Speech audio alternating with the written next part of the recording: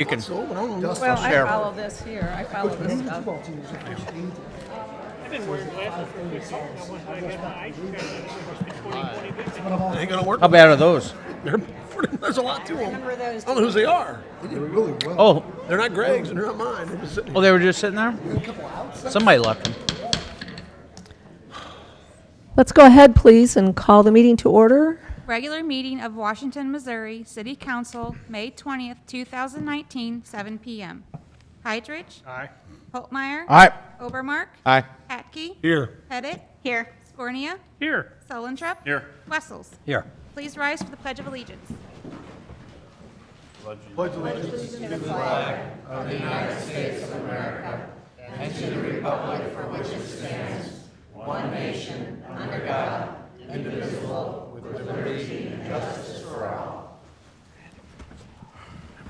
Will all of the council members answer if they have or have not read the minutes of the council meeting dated May 6th?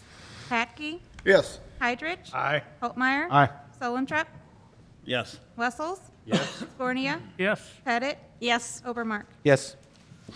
Having read the minutes, are there any questions or comments? Make a motion. Second. Was that you? Do you Just have a one. comment? They went fast, Mark. Come on. One real small item was they had, from Ward 2, they had Mr. Maheski instead of myself as being president. Well, Small item. That is an important item, though. Okay. I wouldn't call that small. That is not small. Okay, duly noted. Okay? So change that. We will. Okay. And Sully, did you second that? Hydro. Okay. So we have a motion by Holtmeyer, seconded by Heidrich, to approve the minutes from our last meeting dated May 6, 2019. All those in favor signify by saying aye. Aye. Opposed? By your vote, you approve the minutes. Thank you. Approval and adjustment of agenda, including consent agenda. City Collector's Report Summary, November 2018. City Investment Report Summary, November 2018. Fireworks Display Permit Request, Liquor License Renewals. Okay, are there any questions or comments regarding any of the items on the consent agenda? Make motion. Second. Okay, we have a motion by Sullentrup, seconded by Heidrich, to approve the items on the consent agenda. All those in favor signify by saying aye. Aye. Opposed? By your vote, you approve the items. Thank you. Priority items, mayor's presentations, appointments, and reappointments. Proclamation, National Public Works Week.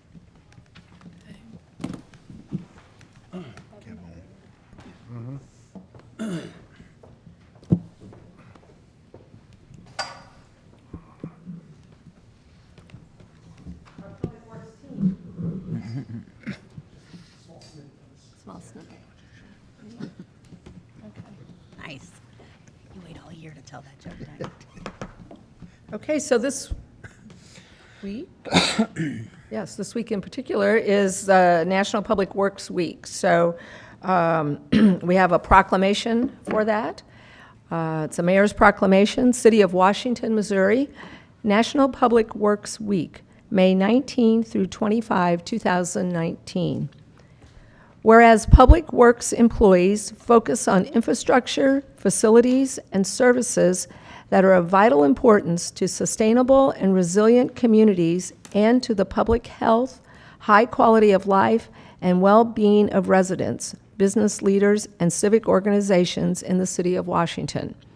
And whereas these infrastructure, facilities, and services could not be provided without the dedicated efforts of public works employees who are responsible for rebuilding, improving, and protecting the transportation, public buildings, and other structure and facilities essential for our citizens. And whereas it is in the public interest for the residents, business leaders, and civic organizations to gain a knowledge of and to maintain a progressive and understanding of the importance of public works and public works programs in the community. And whereas the American Public Works Association has celebrated the annual National Public Works Week since 1960, and this year's theme is Public Works, It Starts Here. Now therefore, I, Sandy Lucy, Mayor of the City of Washington, do hereby proclaim the week of May 19th through May 25, 2019, as National Public Works Week in the City of Washington. And during this 59th Annual National Public Works Week, I call upon all residents, business leaders, and civic organizations to acquaint themselves with the issues involved in providing and maintaining our public works infrastructure, and to recognize the contributions which public works employees make every day to our health, safety, comfort, and quality of life. In witness whereof, I have hereunto set my hand and caused to be affixed the seal of the City of Washington, Missouri, this 20th day of May, 2019, signed Sandy Lucy, Mayor. Good.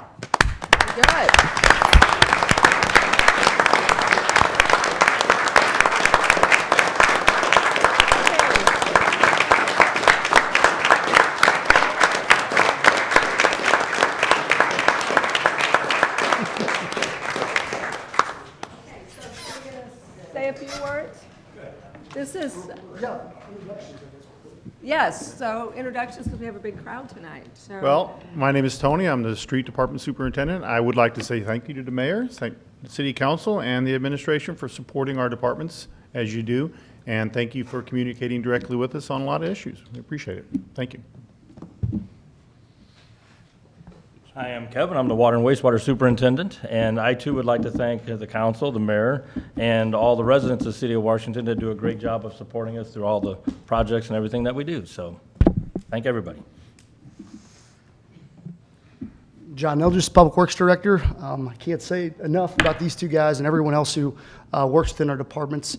I think it is customary that we brief you on the fun things we're doing this week. So we're going to be fixing water pipes, sewer pipes, working at the landfill, and making sure things move as smoothly as possible. So thank you all. Thank you.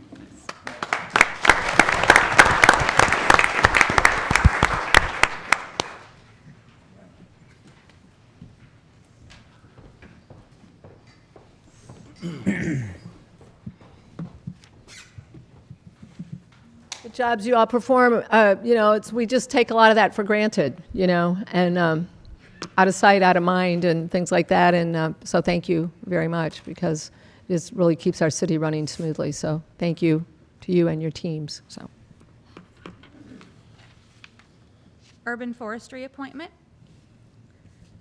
Okay, we have an appointment to the Urban Forestry Committee this evening, and that would be Susan Waterman. And I think Susan is here tonight.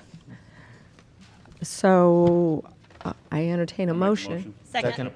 Okay, a motion by Suellentrub, seconded by Pettit, to appoint Susan Waterman to the Urban Forestry Council. Her term would be ending in March of 2022. All those in favor signify by saying aye. Aye. Opposed? By your vote, you appointed Susan Waterman. Thank you. IDA reappointment. We also have a reappointment to the Industrial Development Authority, and that would be Bob Dobsch. His term would be ending in May of 2025. I'll make a motion. Second. Okay, we have a motion by Patke, seconded by Obermark, to approve the reappointment of Robert Bob Dobsch to the Industrial Development Authority. All those in favor signify by saying aye. Aye. Opposed?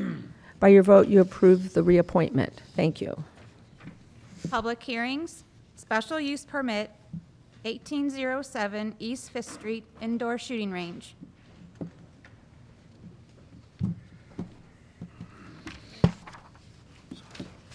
Okay, Sal?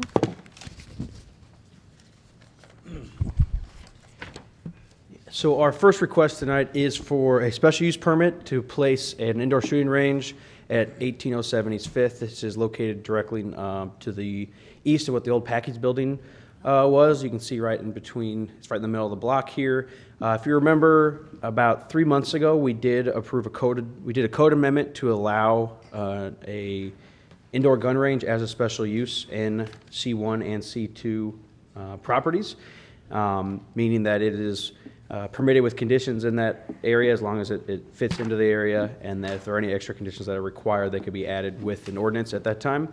So the applicant has come forward now that code amendment has been approved to request a special use permit for an indoor gun range in addition to this building. So you can see here it is zoned C2 general commercial. It has commercial on either side of it, and the property to the west actually does have some commercial that wraps around it, and it does wrap around the portion where the addition will be. There is also some light industrial directly across the street. So this area of Fifth Street it's mixed use. Obviously, there's residential to the back, but the commercial in this area is a little bit more intensive when it comes to commercial uses than you'd see in other C2 areas.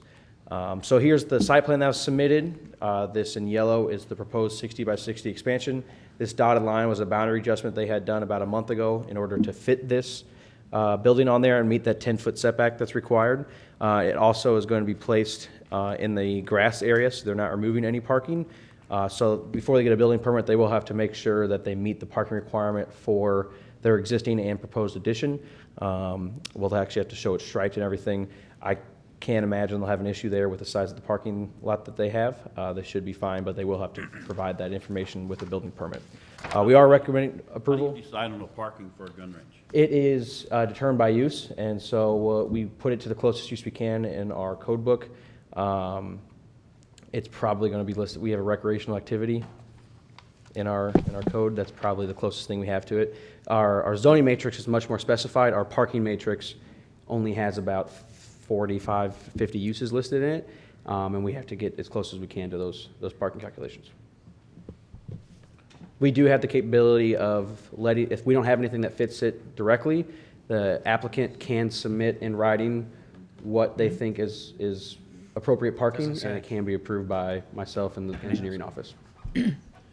Do we have any type of studies as to external noise outside of this from a shooting range? I don't. No, we didn't require that as a submittal. Right. You are certainly able to add hours of operation to a special use permit that can be attached to the ordinance. Thank you. Is there a limit to how many people can be at a shooting range like that at one time? I mean, I guess. Not unless there's a state requirement for, I'm sure there's some ATF license to be able to operate one of these that may have their own regulations, but it's not something that the city would inspect on a daily basis. Okay. All right. We would just have approved drawings before. Yeah, and they would have to submit as part of the building plans to the building department, making sure that they have the appropriate wall in the back to collect the debris and bullets. So, Any other questions or comments? What did you say about sound? we don't have any regulations for it. We didn't require a study for this. Again, this is a brand new use. We just added the definition. So the special use permit itself does not have any minimum requirements. It is a special use that council can add requirements as approved, case by case. Are you going to recommend it, though? No, we are not recommending it at this time. You know, if it's daytime operations, we anticipate the noise will be contained to the building no more than what a body shop just down the street would be just as loud. You can limit the hours of operation, as he said earlier, on the special use permit and put that as a condition. You could also, if you wanted to, figure out some way to go ahead and measure the sound outside of the building. Well, I'm just saying if we come up, we approve this and all of a sudden get complaints from neighbors from. You're right. Yep. Right. You know, what do we do then? Good idea. We could look at, I mean, one way to do it is you could go to similar to like what you would do with like lighting, with like lumens, is you could look at doing a decibel reading at the property line and then set that as a parameter. Right here tonight, I don't know what decibel reading to even recommend to you all, just because we haven't looked into it, but we could figure out something that would tie into like a door slamming or, you know, something that we all understand what the sound really is. So we could. Is the applicant here? I don't think so. I don't think so. Something you could talk to him. Oh, Yeah. you are the applicant? Okay. That could be a question you could ask him.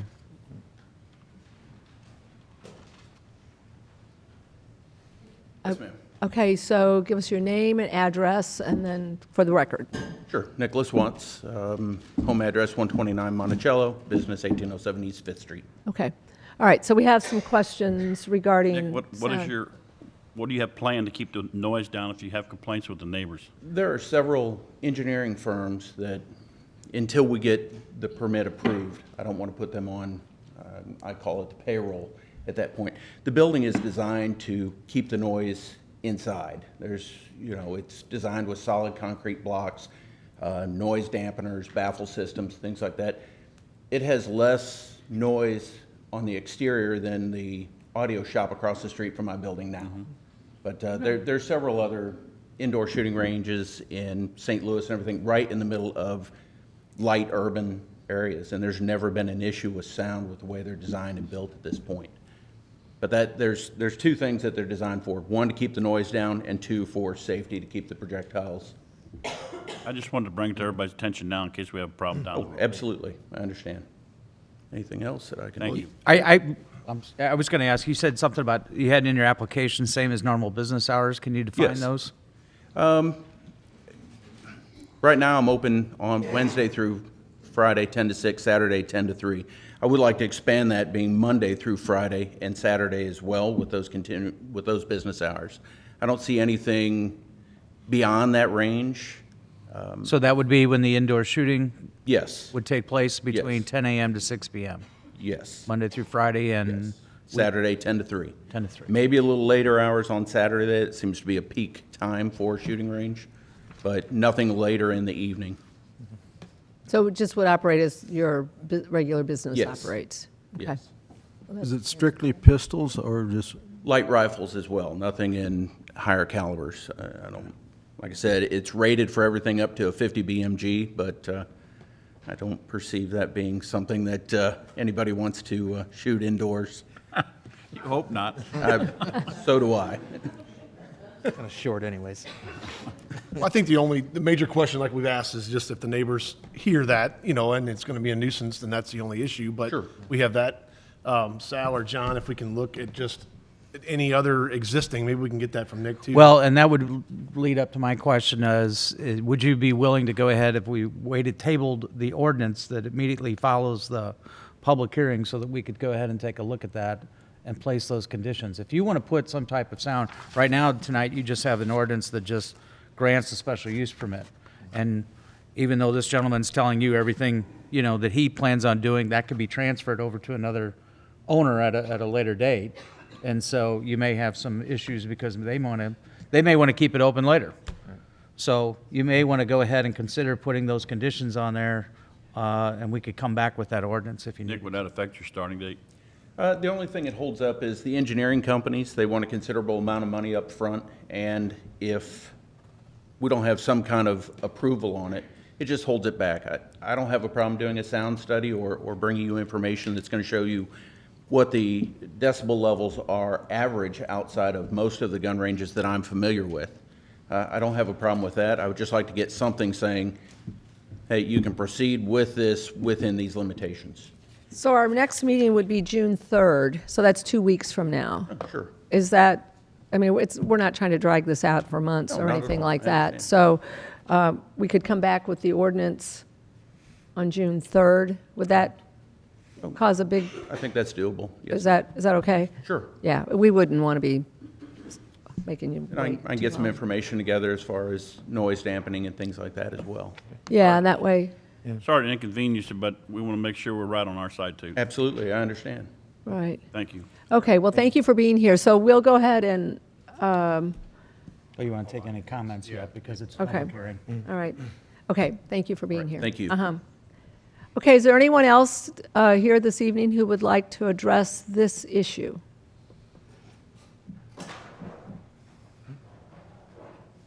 Okay. Make a motion to table? Second. Well, Well, wait a minute, are we going to, first, you need to go ahead and just, we need to approve, we need to accept the special, The hearing into the the hearing into the minutes. Make a motion we accept in minutes. Okay, we have a motion by Sullentrup, seconded by Hydrich, to accept this item into the minutes. All those in favor signify by saying aye. Aye. Opposed? By your vote, you accepted the item. Thank you. now you can get a vote to table. Now, did you want Now, do the motion to table it. I'll second. Okay, so we have a motion by Sullentrup, seconded by Obermark, to table the ordinance. 3B. 3B, and then we would bring that back up at our next meeting. Thank you. Any discussion? Okay, all those in favor signify by saying aye. Aye. Opposed? By your vote, you tabled the item. Thank you. Zoning Code Amendment, Chapter 400.120, homeless temporary shelters as special use in industrial zone districts. Okay, All right. sound? John, would you mind switching the slides? It's just a one slide. So I'll give you some background on this before we get to our proposal, so we're all aware of how we landed here. About 4 months ago, staff received some inquiries about what the requirements would be if an organization were to open up a homeless shelter or some type of emergency temporary shelter in the city limits. At the time, I went through, we tried to figure out the best use possible.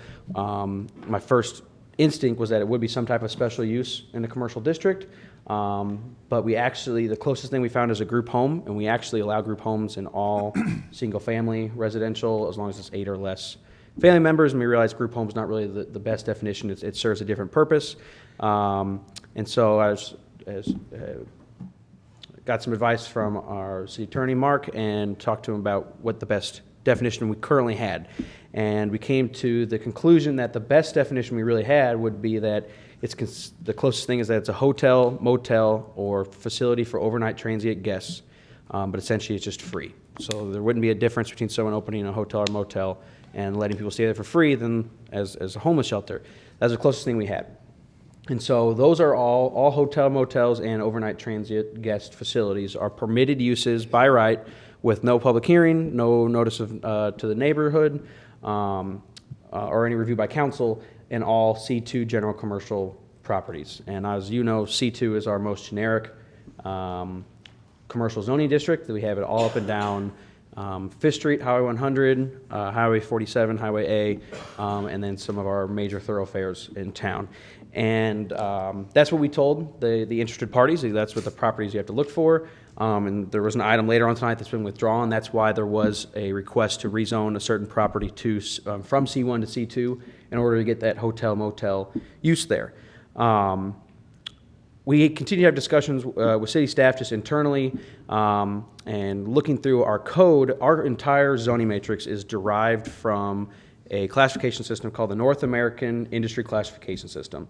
It is a couple thousand-page book that cities all across North America, and actually industries all across North America use to get a classification number, an actual case number to their type of business. And that's what they actually file on tax forms and everything. So it is a government-sanctioned listing of our classification.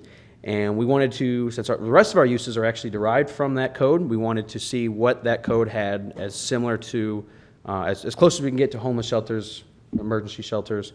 And we came to this definition here. So it reads as: a temporary shelter is an establishment primarily engaged in providing one, short-term emergency shelter for victims of domestic violence, sexual assault, or child abuse, and/or two, temporary residential shelter for homeless individuals or families, runaway youth, and patients and families caught in medical crisis. These establishments may operate their own shelters or may subsidize housing using existing homes, apartments, hotels, or motels. So we did not write that definition. We got that definition straight from the NAICS code, as it's called, and decided that will be our proposal to add that definition into our list of definitions, into our list of uses in our zoning matrix. And our zoning matrix, as you know, lists hundreds of uses and then says what zone districts they are approved in.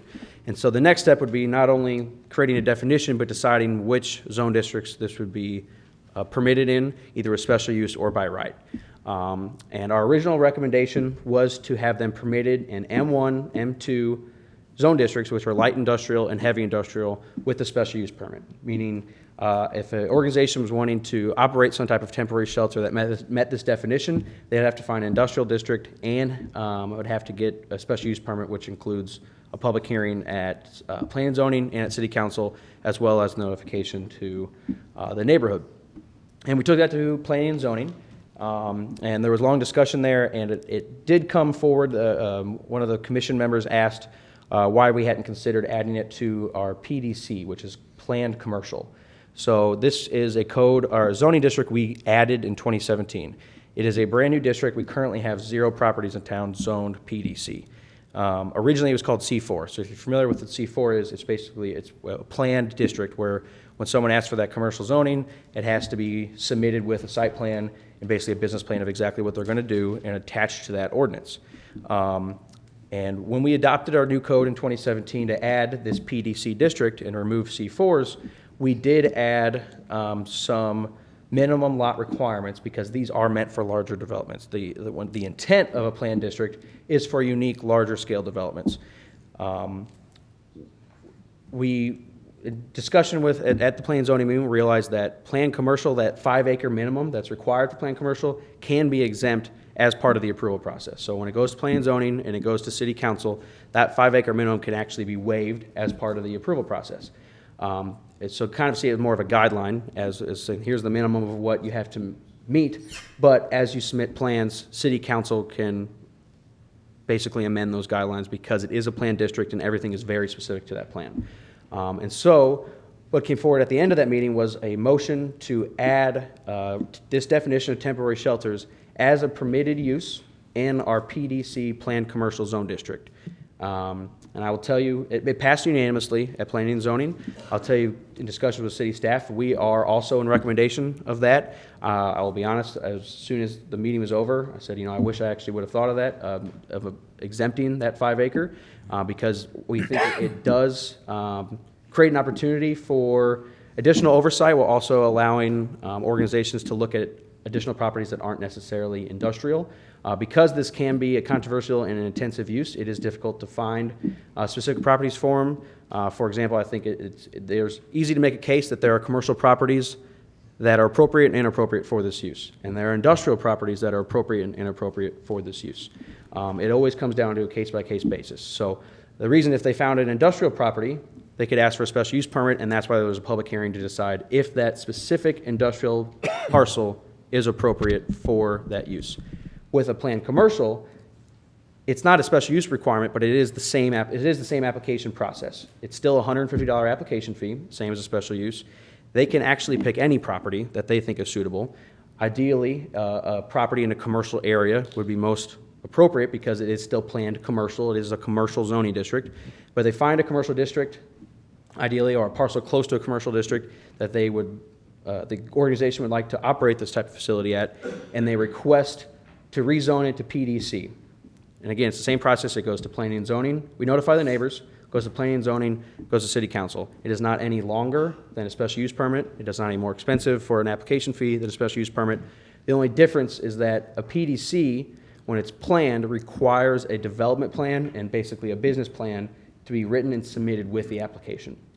So special use is a little bit more generalized, where they have to say, here's what I want to do, here's how I think it'll affect the neighborhood, and then Plan, Zoning, and Council has the ability in this situation, those industrial districts, to determine are there extra conditions that need to be placed on.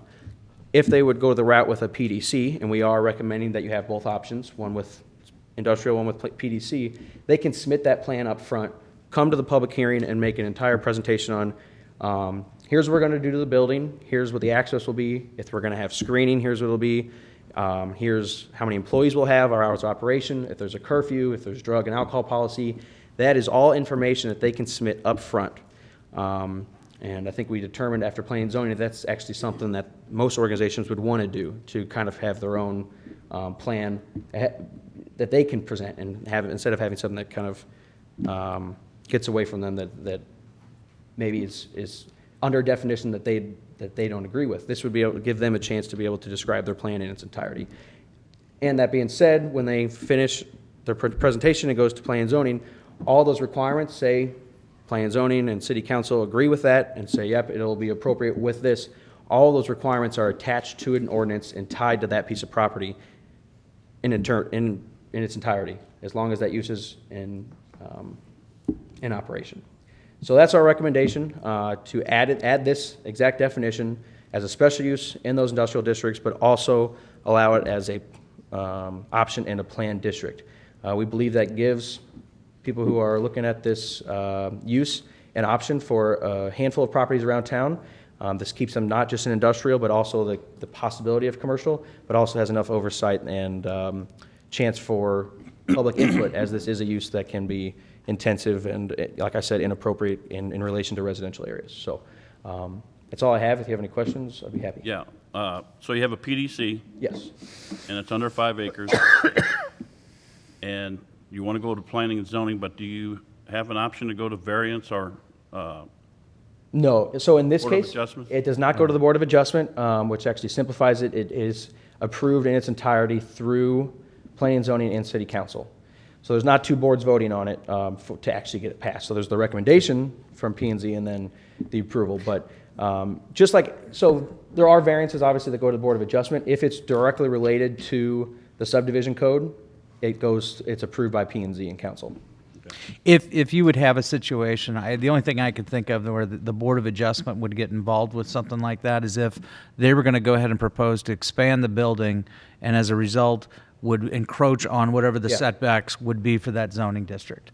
And they would be voting strictly on whether or not that building needed to encroach on that, not the use of the building itself.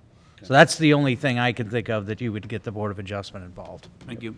Could you, Sal, you mentioned that this makes a possible, a larger number of sites. Yes, well, yeah, sorry, go ahead. Well, I was going to ask, could you expand on that a bit and kind of describe? Well, right, because a special use permit a special use permit is tied to a certain zone district. So they have to, one, if we just kept it the original where it's a special use permit M1 and M2, and a group would have to find an industrial property first and then also ask for the special use permit. The PDC is its own zone district. So they can actually request that zone district just like they would any other rezoning.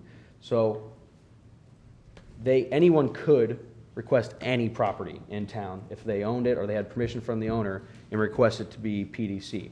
Now, if they pick something in the middle of the neighborhood, obviously they would never get a recommendation from us, just like if someone were to pick C2 in the middle of a neighborhood. There's still stipulations that has to meet the master plan or comprehensive plan, that it needs to be in conjunction with a commercial area, but it allows them to request that zone district on any parcel. And M1s and M2s, can you, is that strictly out in our industrial park? No, we've got more than that. If we can pull up the zoning map, John, if you can get access to that while Sal's talking. Yeah, when you get out, obviously, There's more than that. when you get out, obviously, out to Bluff Road and West Main and Vol Spring Drive, all of that is heavy industrial, but we do have light industrial and heavy industrial sprinkled throughout. Just a couple of places to name a few. There's like around Alberta Lane where I think it's that Kids Ahoy or whatever, I think in that general area has some light industrial. You had the old... Well, everything we just looked at across from Nick's Gun and Pawn, that's all light industrial. That Correct. entire block is light industrial. And then you've also got the area of 12th Street and between Stafford and Jefferson. Yes. Those areas. So the old Hazel plant was Yeah. located. Yeah, with the lumber yard That's along Jefferson correct. Street. There is right across from the Bush Brewery, Jefferson That's Jefferson Products.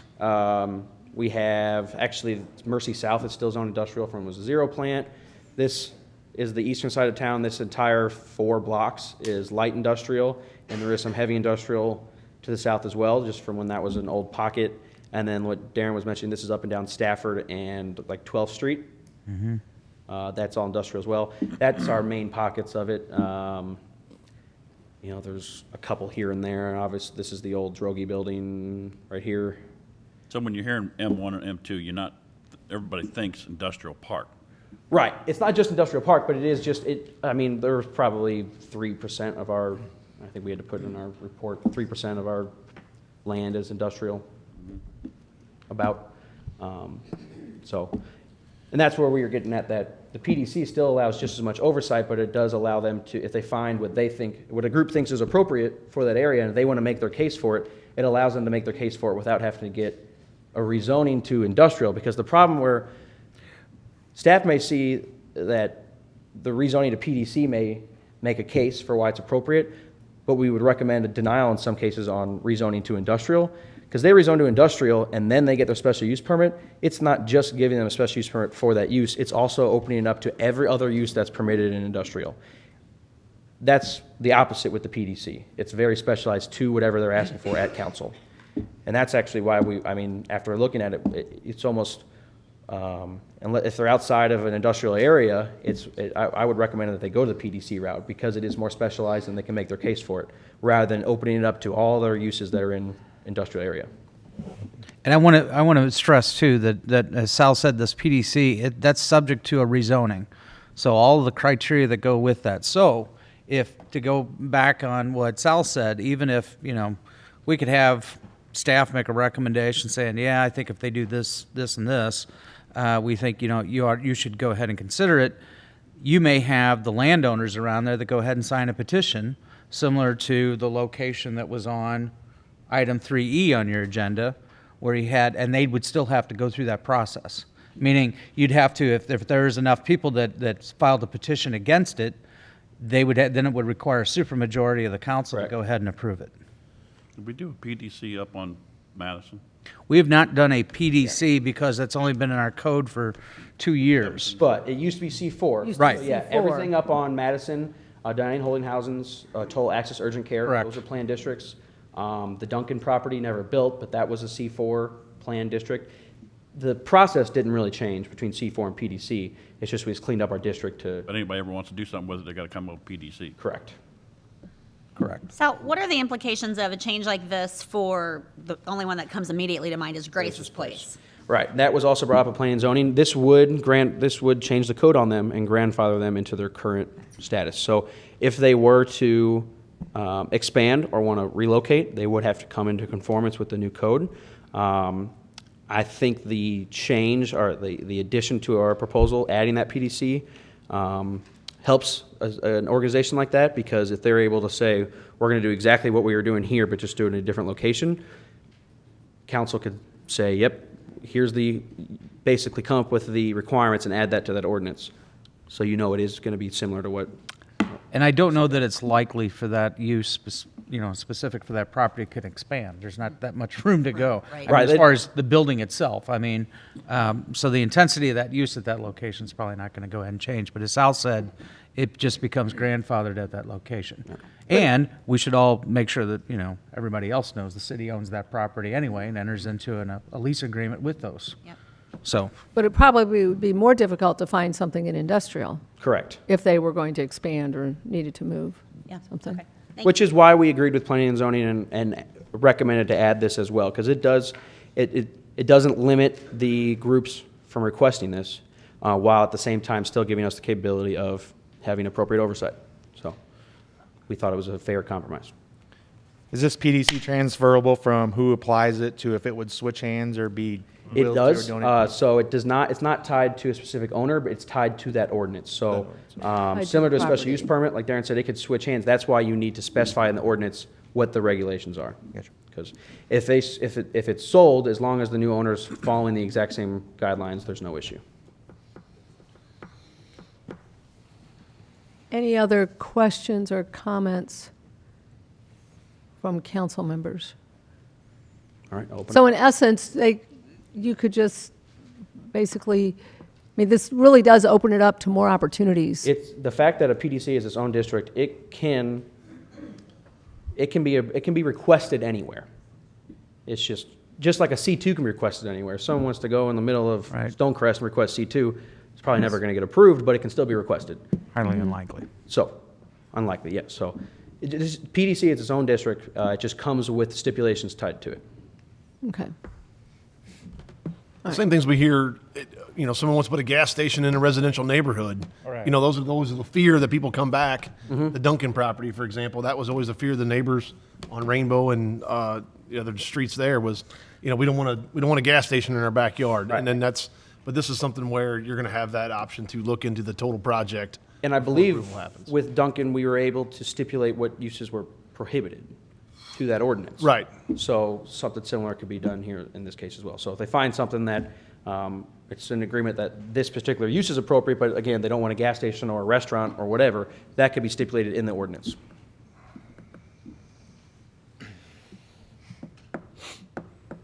Okay. It's a public hearing. I will open it up. Thank All you. right, thank you, Sal. Thank you. Okay, so tonight, it's great to see so many people here, and I hope that you kind of understood what Sal was explaining to us about the zoning.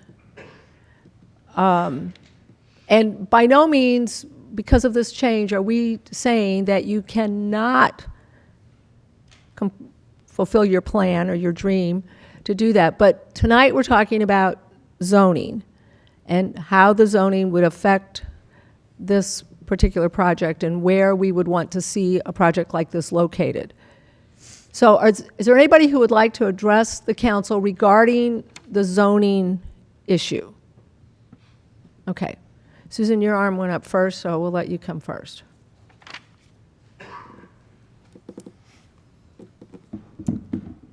Good evening. My name is Susan Waterman, and my address is 625 East 8th Street in Washington, Missouri. So I want to make sure that everybody understands what the NAICS code is and what it isn't, because as a person that wouldn't have previously understood this, I would have thought that the classification system automatically equates into some sort of how this should be zoned.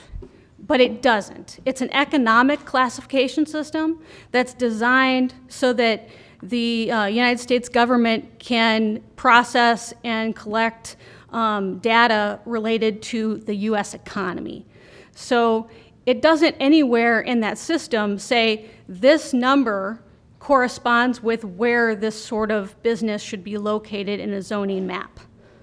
So that's, I think, an important thing to realize, because then that means that taking that definition, which that is the definition that the NAICS system says that I think this would fall under, when you look at it that way, it makes that definition seem a little bit different. It's clear that it's an economic definition because it states that these establishments may operate their own shelters or may subsidize housing using existing homes, apartments, hotels, or motels. So that those sorts of uses, subsidized housing, cross several different zoning boundaries.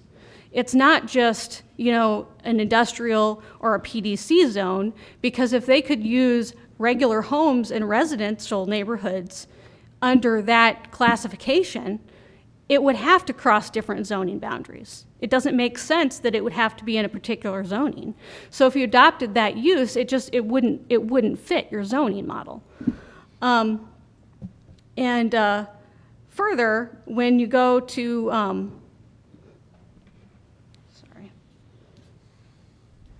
it makes a point that the way that those are used is purely subjective. It's not an objective use of that system to say this is the definition, so therefore it should be in this zoning. There's a lot of subjectivity there to come to that decision. I can address that too. When we, PJV was the company that we paid to redo our zoning. And that is correct. This is a classification system that the government uses to place businesses in certain classifications so they can figure out how the economy is functioning. It is up to us. So we use those definitions, and at that time, it was up to PJV, who gave us the first list of a couple hundred. And then from there on out, it is up to us as city staff and planning and zoning to take those definitions, and if it is subjective, for us to make the designation on where it goes. Within the zoning, So- on the zoning map, or where, Correct. what So- zoning districts you're going to allow it. Correct. So whenever I pull up that NAICS code and I see this definition, it does not say anywhere in there, it doesn't say anything about zoning. It just says, here's what the definition is, and then it's up to us to decide where is that appropriate. It's a local issue. Correct. So in that sense, if you had, say they had an office in the industrial park, and that was approved, and then they decide to subsidize housing in a residential neighborhood, they would then be allowed to do so according to this definition. No, I guess So that's the house would have to be, the last sentence, I think, is the key, or Right. especially after the "or" section, which says may subsidize housing using existing homes, apartments, hotels, and motels. If there was a situation where it was being heavily subsidized in a location in town, et cetera, and that became part of a problem that the city became aware of, and they said, it fits this definition of a temporary shelter because you're offering this to individuals that would not normally go ahead and be there, then that is also considered a temporary shelter. It's not that the office is out here in the industrial park and this property's over here. Both of them could be considered, I mean, well, the other one, the office, it would be an office. It wouldn't even be the temporary shelter. It's where that use is taking place. But the motels, in addition, since a lot of the churches already use the motels to assist with that sort of thing, if they were working in conjunction with the local churches who are also using that, would it fall under them too? And then you have to have the. Are you asking if the shelter would be at Right. the church? Well, or physically at that location? Or be helping with working in conjunction with the churches, not necessarily at the location of the churches. Okay. But if they were working in conjunction with the churches, I mean, who's to decide how many rooms in a motel? That's regardless. It depends on wherever the money's coming from to Right. go ahead and provide these facilities for these shelters to go ahead and be in place. It's where that shelter takes place. That's where the city could sit there and say, sorry, this isn't just an apartment, but this is a temporary shelter and it fits in our definition. And you're subject to the zoning code. Right. But the motels could also be viewed as a temporary shelter if they were using the motels as a subsidized. So then that would mean that the motels would have to also fall within that zoning. There's, and you know, I would say this, an argument to that would be, Susan, would be, what is the primary use of the facility? And if you have a hotel, I mean, I'll just go ahead and use real world examples since we're talking about this. Let's just say the American Inn, if somebody decided to go ahead and put somebody in a room for a few days to go ahead and help them in a situation where they were homeless, that American Inn is still an American Inn. It's a hotel, it's a motel, that's the primary use. If they choose to go ahead and allow somebody to stay there for a few days, that's what we call an ancillary use. That's not, the primary use is the hotel. It's not, it's the same thing when we were talking at Planning and Zoning Commission. I don't think we used this example, but one of the examples would be is the heating, the temporary heating Mercy, yeah. hospital for the shelter that they got. Thank you. And so it's not that it's not that Mercy is operating a temporary shelter and we just, by the way, we're running a hospital too. It's, we're running a hospital, but we're also going to provide these shelters here just at this time. It's not the primary use.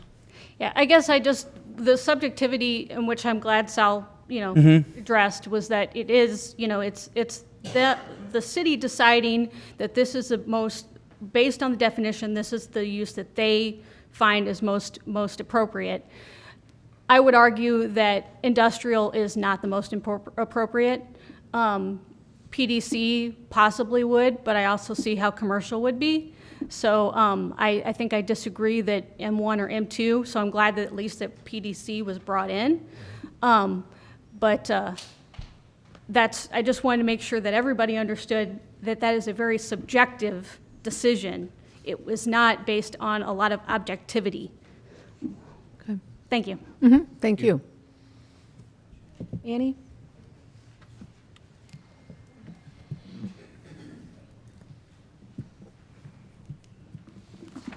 Hi, Annie Foncannon. I actually live at 335 Nathan Drive, Foley, Missouri. But I am the executive director of the Franklin County Community Resource Board. We oversee the Children's Services Fund for Franklin County, and we also oversee the Domestic Violence Fund for Franklin County. So a couple of things that I really want to talk about tonight is in regards to unintended consequences and how this could have a chilling effect and ill effect on non-for-profit organizations in general within the community. So as it has been brought up, the definition that is being proposed and then the zoning regulations that are being proposed, you have a domestic violence, victims of domestic violence in there and sexual assault. You have victims of child abuse, or individuals that runaway youth, and patients in medical crisis. So basically, this is saying that if we ever wanted to have a Ronald McDonald House or a Fisher House for veterans who their families can stay there while they're going through some treatment, that would have to be done either in an industrial area away from the hospital for the most part, unless we can find one that's vacant, which we've looked, or to go through the PDC zoning process. The issue I have with the PDC zoning process, I think that it sounds very good on the surface, but you are asking a non-for-profit organization to go through and do a lot of work up front with no guarantee that they're going to be successful. You know, one thing is having a business plan. I'm fine with that. I think that every non-for-profit should have a business plan. I actually require all agencies that we fund to have a business plan. But to require that before they can even, start the process, that they have to pay for somebody to come in and do a sketch plan, including a landscape plan, that's a lot of money up front. If this would have been required of Grace's Place when we started Grace's Place, because I was a part of that process, Grace's Place would have never happened because they didn't have that kind of money. They didn't have the money to be able to pay for all these things up front to do this.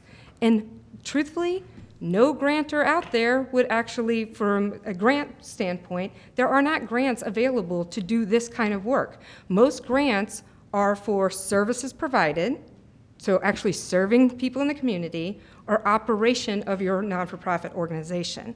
There is capital grants for actual building of stuff, but not for planning and doing sketch plans and doing, those types of plans. I mean, that's thousands and thousands of dollars that would have to be raised before anybody could ever step forward and do this.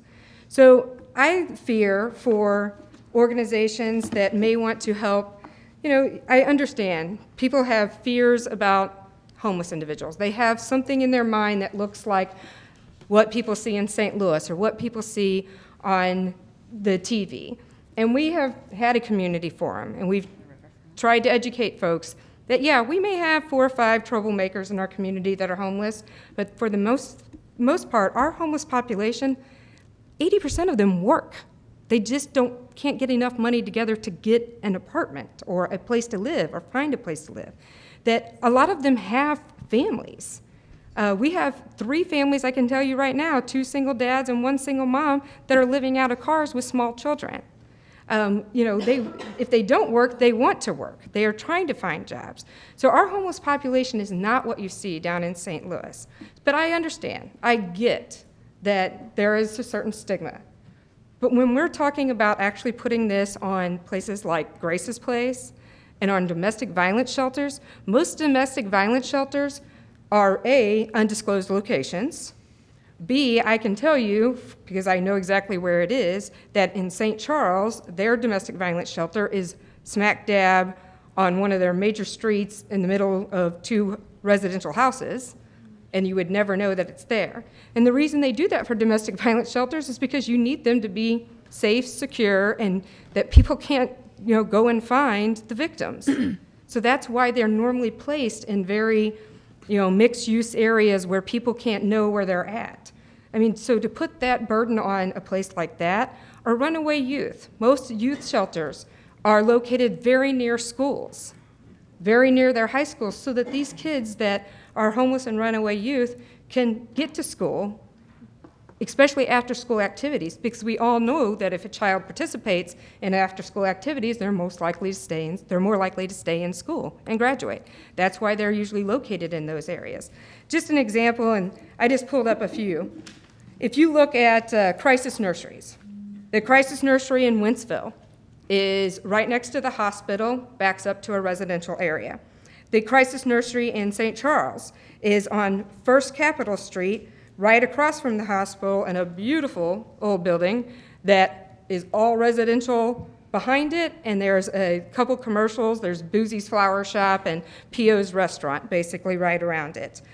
Youth in Need Homeless Shelter has been in the location pretty much my entire lifetime, on Jefferson Street in the middle of a residential center.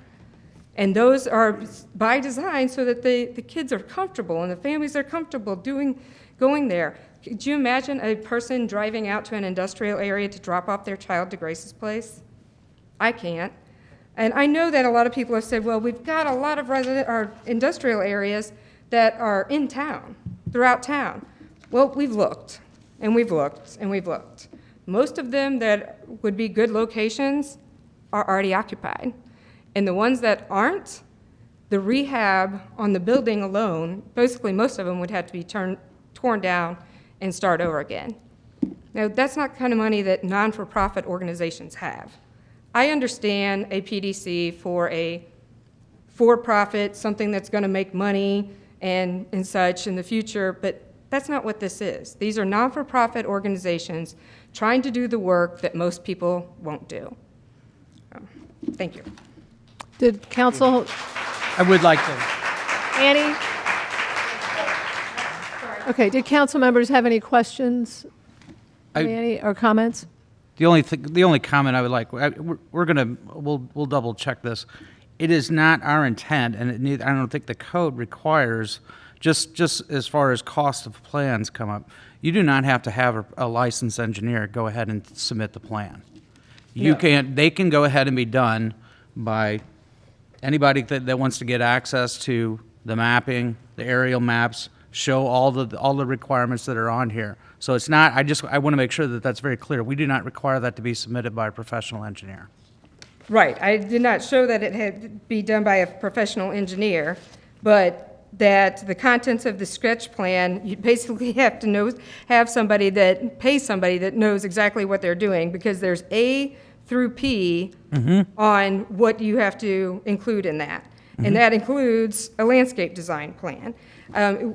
Just alone, your guys' Washington, Missouri District Regulations is 34 pages.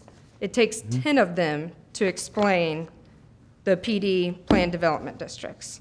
That should tell you how much work it would take somebody. And really, what I'm really asking this evening is not, I understand that planning and zoning is a good thing. Believe me, I live in a town or in a county that does not have any planning and zoning at all, and it's a disaster.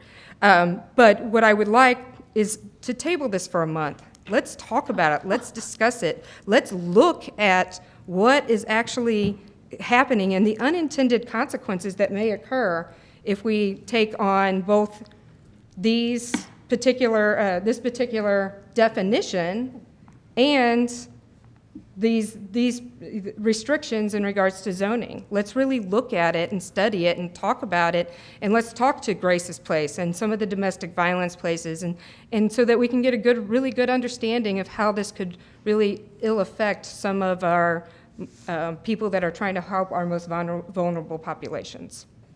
So. Okay. What do you, a couple questions here. Sure. Tabling it for another month is going to, you're going to come up with a better idea that it should be in C2 or in residential areas? Potentially, or maybe a better definition that could be potentially used, or some split up of the definition. I guess my thing is with the PDC or the PDC zone, all it does is make sure that wherever it goes, I mean, I think it's opening up to so many more places, but it allows those neighbors to know what's going to go next door.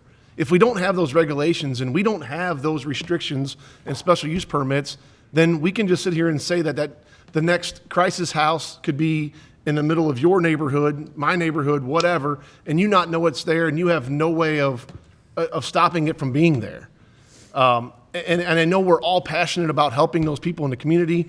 You guys come out in droves. I get that. But I think the number one question for me is, and those who don't come here in opposition, but who are, oppose it, is the fact that I just don't want it in my backyard. I want to know when something like that is going to come in my backyard, and I want to be able to stop that, or to be able to voice their opposition in that at that time. Or voice concerns. So, correct, voice concerns at that time. So whenever this came to me, I mean, I watched the planning and zoning on the video, and when it came up, and I'm like, okay, this makes sense. It's just more research, more restrictions, and us as a council, those who apply for it, we have to know exactly where it's going to go, what it's going to do, what it's going to be, and then it fits. If it doesn't fit, then we got to look for a different spot. And that's, I guess, what I think is the best case.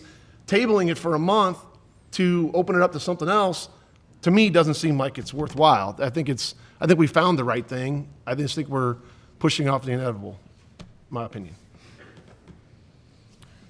Echo what Jeff said. I like the business plan. I like that's, from what I've been hearing from people, is just a lack of information of not knowing what it is. And I think this process would help that, as to everyone taking all the hearsay and whatever you want to call out of it and having actual on paper what this is, what we're offering, what are the stipulations, what A, B, C, D, E, F, G down the line. Personally. And while I appreciate that, I will tell you that knowing the non-for-profit world as well as I do, because it's what I've been doing my entire career, is that the chilling effect will be that basically, the services just won't be provided here. And I'm not just saying homeless. I'm talking everything else too. I mean, it's basically like, Do you have a guarantee on that? I mean, I can't No, imagine I mean, that I would just happen. I don't know of any organization that would be a startup organization like Grace's Place was back in the day that would be able to come up with funding up front like that to get everything that a PDC would require. Isn't And there an that's what I'm- anonymous donor willing to contribute a significant amount of money for this project? This project, yes. I'm worried about the unintended consequences. From the perspective of the Children's Services Fund and Domestic Violence Fund and the agencies that we serve, I am worried about the unintended consequences for what could be future agencies that would want to serve this community. And I appreciate that. I think, I don't want to speak for the council, but I think the unintended consequences are one of the things that we're planning for and talking about long-term. Even when you say, well, we look to see if there are other properties available, and there aren't any now, we're not just talking about now. The decisions we make are in place long-term, and we have to hear not from the really passionate people who are showing up, but the people who aren't willing to come out and verbally express their concerns, because who wants to be thought of as, the amount of rhetoric I've seen about where are your Christian values, and oh, Washington, I thought you were this strong Catholic community, that is causing some consternation, because there are many, many people who want to see you succeed. We just want to be really purposeful about how you succeed. I understand that completely, and if you think that we haven't had stuff on the other side, you're sadly mistaken. One of our leaders just received a call the other day that she should be run out of the town. And it was not a very nice, it was horrible. And it wasn't the first time she received a phone call like that. So we're getting it on this side too. Any other comments? Questions? Okay. Karen, did you want to say something?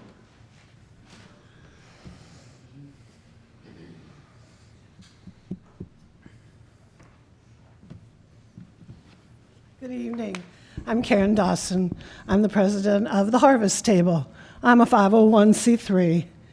And I do want to talk to you about the zoning from the aspect of someone who's here in town already and is homeless.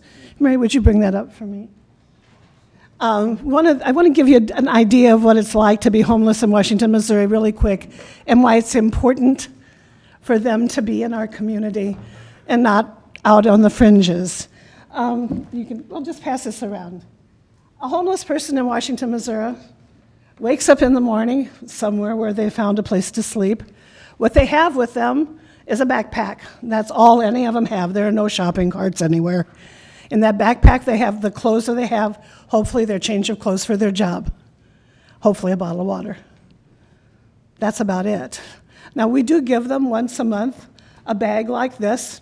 It's got non-perishable food in it, because you can't cook or refrigerate anything, right? It also has toilet paper in it. It has hygiene products in it. And we'd like to think it helps them through a month. But you've awakened in the morning, wherever you're sleeping, and there are pockets here in town where they have a tendency to, I'm going to let you guys look through this so you get an idea.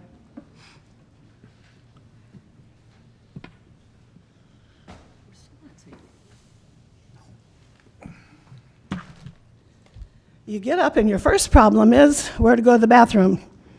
The parks close at about 10 o'clock at night, the bathrooms, and they open 7 or 8 in the morning. And if you have a job, let's say you're at the Riverfront Park or over in the fringes over there, and you have a job at Colton's or a job at Hardee's, those two organizations are wonderful, by the way. You should really go there. And you have to get cleaned up to go to work. So you go in the bathroom there and try to do your hair, and you put on that change of clothes that's your work clothes, because you only have 2 changes. And you walk to work.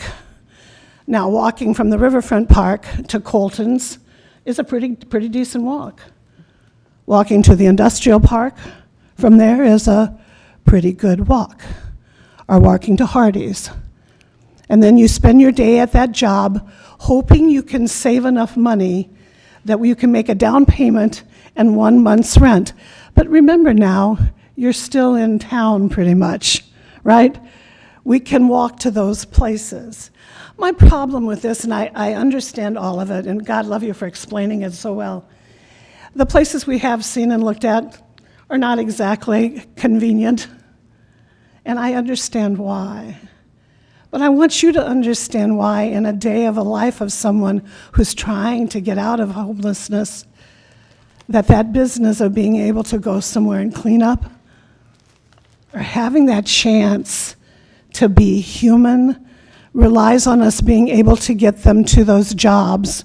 And the jobs are here in town, and we have a lot of jobs. And gosh darn, we try to fill them with every homeless person we know. But I can't penalize them for that. And so while we've looked around, and I thank you for explaining everything to us, but that thought of having them be marginalized to the point where it becomes impossible for us, and we're willing to work with you all. We're so willing to work. I truly do believe in this. I feel a little bit like the Lorax who talked for the trees. I'm Karen. I talk for the homeless. And I want you to remember in your hearts, and when you're thinking about this, and maybe you'll help us find a place. Maybe you guys will go around and tell us, hey, look at this spot, and see if it's really feasible. Am I within walking distance of the hospital? Am I within walking distance of wherever I try to spend the night?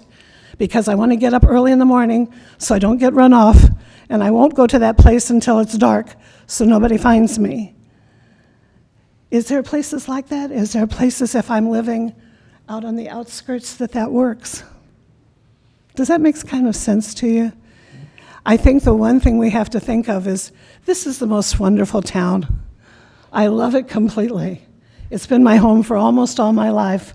And when I didn't live here, I lived in places that said Washington, Washington, D.C., Seattle, Washington. I was stuck on the name. And so to in any way think any of us are trying now to do something to hurt the city, that's ludicrous. That's just ludicrous. We only want to better the city. I'd like to get all of those people off the streets so that homeowners and shop owners aren't affected by them. I'd like to have a place where we can say, send them there if they're bothering you. Send them to us.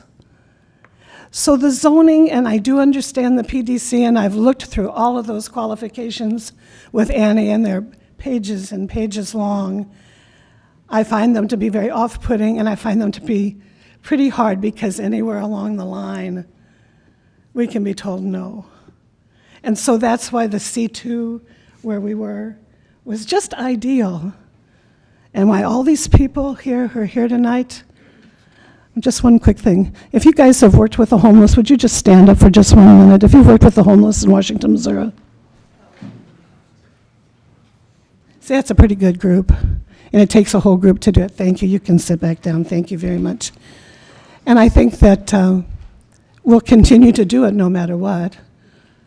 We're not going to go away, and we're not going to turn our backs.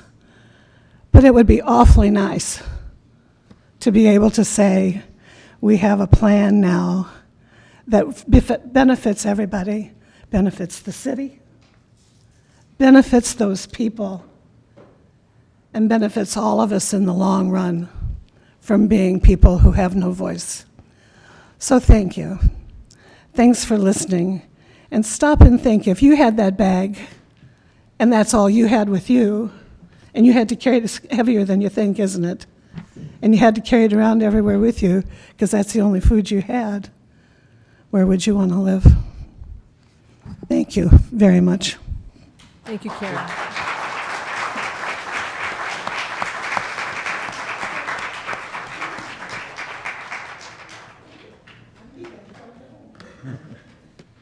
Any comments from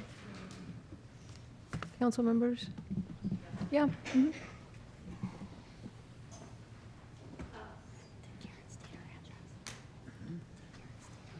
Hello, everyone.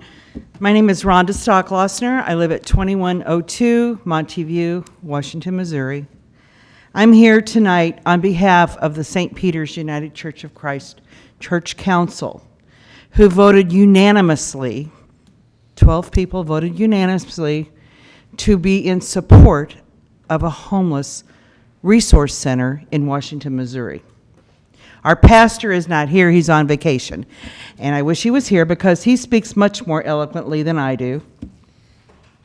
But I have worked with homeless people. I'm a retired social worker. I have also had a business in this town. So I understand both perspectives. But I think tonight what I'm here to do is represent the faith community. I'm not trying to mix church and state. We got to keep that separate. But who are we in this community? We're not all Catholic, by the way. But most of us are Christian. And what does God tell us to do? Jesus tells us to love thy neighbor. And our neighbor is not just the person that lives next door. I personally have some neighbors. I think Mr. Menifee knows who they are. I'd rather have the homeless living in that house. They're also Ed's neighbors, too. From that faith perspective, keep an open mind. Let's not rush into this. Like Annie said, let's give us some time to go to the drawing board. It's very hard for not-for-profits to get any money together. And we've got a benefactor right now, and I don't know who the person is. There is some money there, but it takes time to get these things done. And the money that's there is for the facility, the way I understand it. It's not for all the other background work that needs to be done. Give us some time. I haven't been working with the Homeless Task Force. I know the people on it. I worked for a not-for-profit. I worked for Catholic Family Services and Union for 12 years. I've worked for not-for-profits. I know how that goes. It's hard to get funding, and especially when you're a startup like Grace's Place was. It took a long time to get them going. So please, let's take a step back, work with the task force. Let the task force get their business plan together, their board together, and do this right. We don't want to make people in the town irate. The other thing to keep in mind is the faith community, and I don't know how many people are, there's a bunch of people here from St. Peter's that have these t-shirts. There's also people here from St. Peter's that don't have these t-shirts on, but I think that there are other churches represented here that are in much support of this. St. Peter's has a food pantry. We have the Harvest Table. We administer the Washington Emergency Relief Fund. We're 175 years old this year. We've been here a long time, and we've done a lot of mission work in this town. We're always going to do it. We want to be involved in this, and we want everybody to just take a breath. I personally looked at some of the sites, and people, I looked at the map at the meeting last week, and my husband, Carl Clover, and I drove around. There's not a lot that's there that's really usable. And you're looking at industrial? I looked at the location. ones that are industrial in the core of town, Right. which is where it needs to be. People have to have access to services, jobs. So I want to thank the council for hearing me out. Appreciate everything that you do for our town. I love Washington too. Went to high school here. I left for about 25 years and then I came back. And I'm glad I did. because this is a wonderful town. We're a good town. And we need to just be good to our neighbors. And our neighbors aren't just the people that own residences or rent apartments. Thank you. Okay, thank you, Rhonda.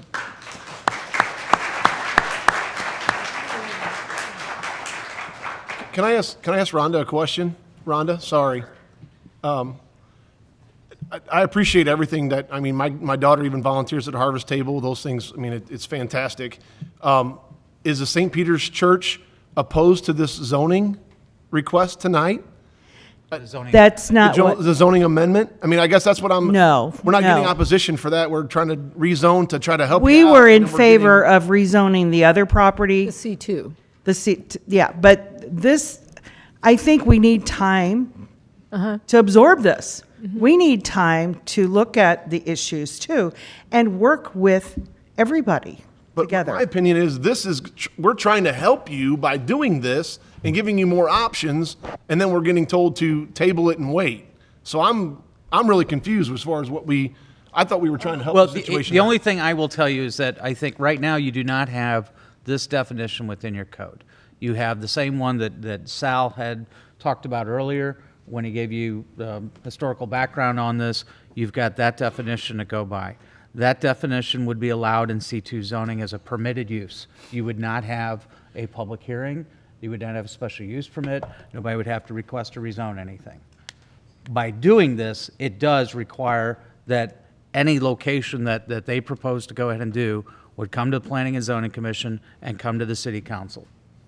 That's about as simple as I can make it tonight. Right. So if you choose not to act tonight, if you choose to table this, you just have to be aware of the fact that somebody could go ahead and propose a C2, a property within a C2, and go ahead and propose that and get it permitted without you having the opportunity to hear from the neighbors wherever that may be. Whereas this tells you you have to be in these locations. And if you vote on pass this tonight, you are requiring them to come to you where they decide to go ahead and place that.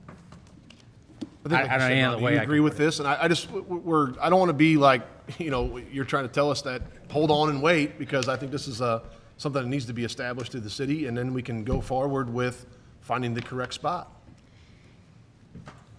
I can't speak on behalf of our church on this particular issue because it wasn't an issue when we had our meeting a month ago.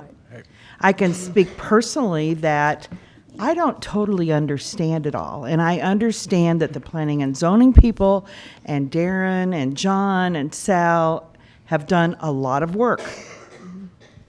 But at the same time, the Homeless Task Force has also done a lot of work. But there's a lot more work that needs to be done. And trying, like Annie said, trying to find an affordable option that's in those zones, I think we just need a little more time. Am I right, Annie?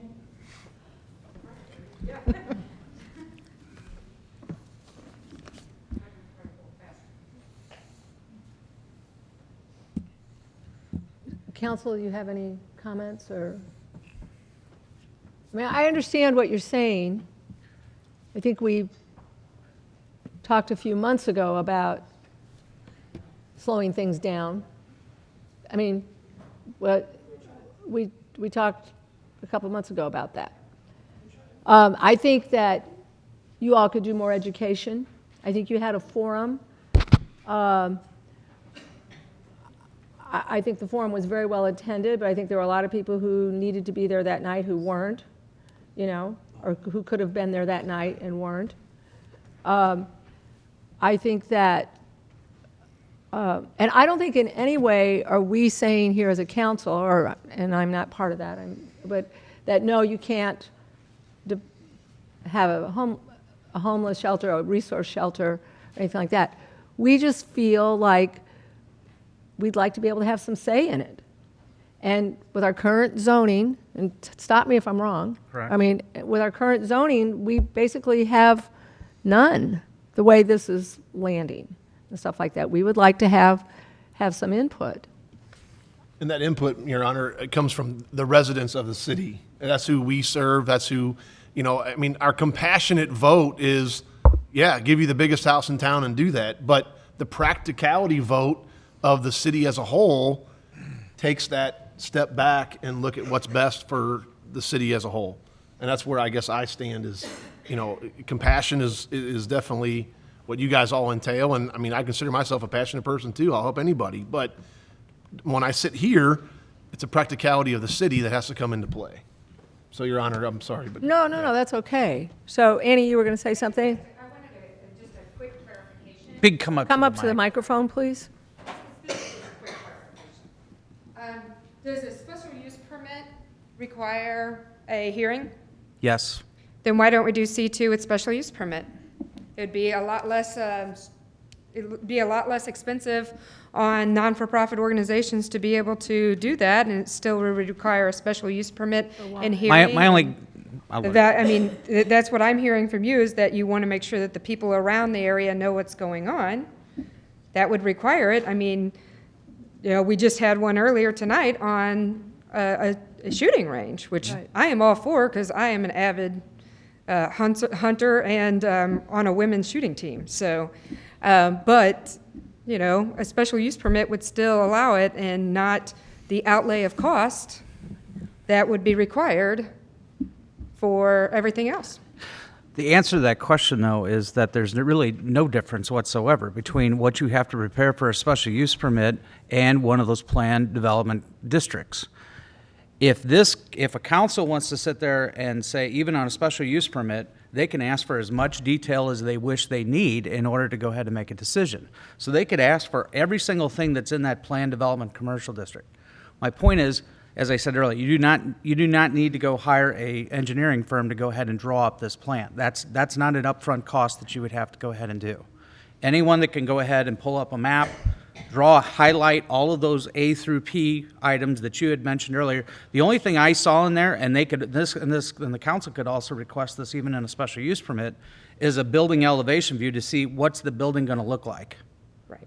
So they could do that on either one. So I guess my argument, my response back to you is that there is no cost difference between the special use permit and what has to be prepared for that versus the planned development commercial district. Don't get me wrong, there are some special use permits, like you made the example earlier, that people don't have a lot of concerns, the council don't have a lot of concerns, they pass it and it is what it is. There are others, but that's part of the whole process. The others, though, are those concerns. What do we need to address those? And they can go ahead and give you a long laundry list of items that they want to see for that permit, because, again, it's not just you. It may be passed on to somebody else, and a future council may be dealing with it down the road. And what I'm asking, though, is that, but on a PDC zone, the way it's reads in your regulations, all of that stuff has to be done up front, whereas in a special use permit, you would be coming to a meeting, and then it may be required after that, so you would actually get a feel for the group that you're speaking to and saying, you know what, this isn't going to be worth my time to do this or money to do this, and therefore they don't do it for that particular. But on a use like what you're proposing, I would say you'd probably be going through the same amount of upfront effort to show how you're going to run the facility, what it's going to look like, what's the exterior of the building going to look like. You're going to have to do that regardless.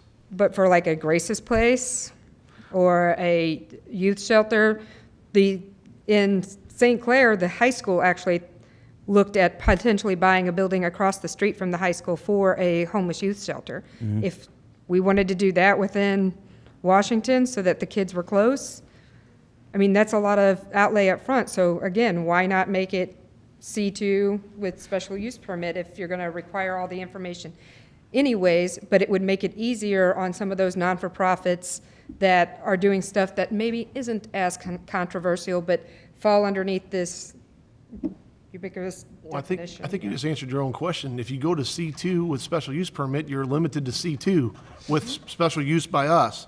If you go to PDC, you could be in a residential area and get it passed, and you could have a house. If it's the right spot. If it's in the correct spot, it could be I mean, you understand what I'm saying? Yeah, you're actually limiting yourself more by I doing understand.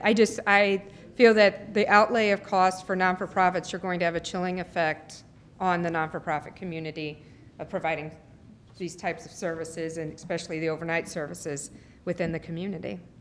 So that's my only concern, especially for domestic violence shelters and things of that nature. So. Okay. Any other comments? How many other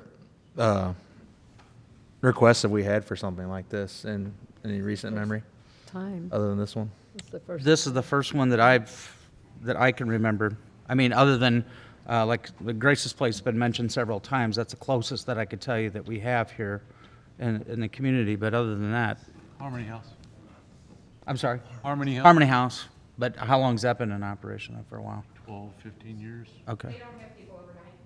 Yeah, I was gonna say, I didn't think they had overnight accommodations.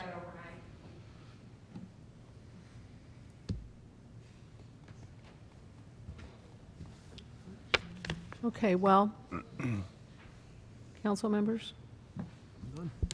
If we're done, I'd like to make a motion to accept it into the minutes. We do have other So- comments. We're done. You have what? Do you want to talk about zoning? Hand up.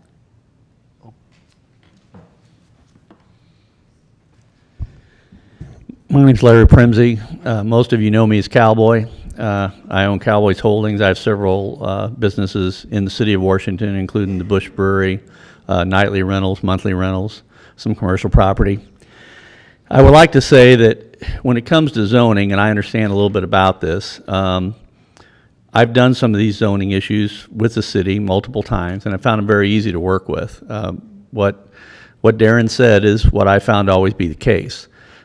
If you sit down and ask them and discuss something with them, they'll give you all the help you need. I've gone to them several times with several issues. I've met with the mayor. I've met with John several times about issues that we've had. And the city's been very easy to deal with, and I don't think that this zoning clarification that you guys are coming forward with is going to hurt anybody or anything. What it's going to do is define something that was previously undefined in the code, provide some guidance, and the most important thing is I think it's going to protect the rights of the property owners, because those of us that own property here, we have rights too. And I realize these are stories that tug at your heartstrings and makes people want to stand up and say, yes, I want to support these things. And like you said a minute ago, and what I think Jeff led to is, a lot of people are afraid to stand up and say, hey, I don't want this here, or I don't like this idea, because everybody says, oh, well, you're a heartless, non-Christian, blah, blah, blah. That's not really the case here. Those of us that run businesses here, we deal with this problem every day. We loan employees of ours money so they can pay their rent so they don't become homeless. We've paid their electric bills. We've fixed their cars so they can come to work. I get that. I think we all get that. But what you've done here is come up, and I think the staff did a great job in researching this, and while the definition there came from the national code, it's what you guys are using for your planning and zoning code, so you can establish, what these things are. And the big thing here is with the PDC district requirement and with the ability of them to get them with a special use permit in certain areas, I think it's given them a pathway to success. And I don't have a problem with the fact that they need to follow the rules, because guess what? I have to follow the rules. Nobody's going to say that you don't have to follow the rules because you're restoring the old brewery that was about to fall down, or because you're doing this or doing that. I think that everybody should play by the same set of rules, and I think the property owners and the business owners in this city have rights too, and I think you're doing a great job. This was unanimously passed, as I know all of you know, at the planning and zoning meeting after great consideration by them. I think they did the right thing. I think the staff has done a great job. I think we're taking a step forward, and I would implore you to consider the rights of the other citizens of the city as well. And I would urge you to pass this and make this part of the zoning code. Thank you.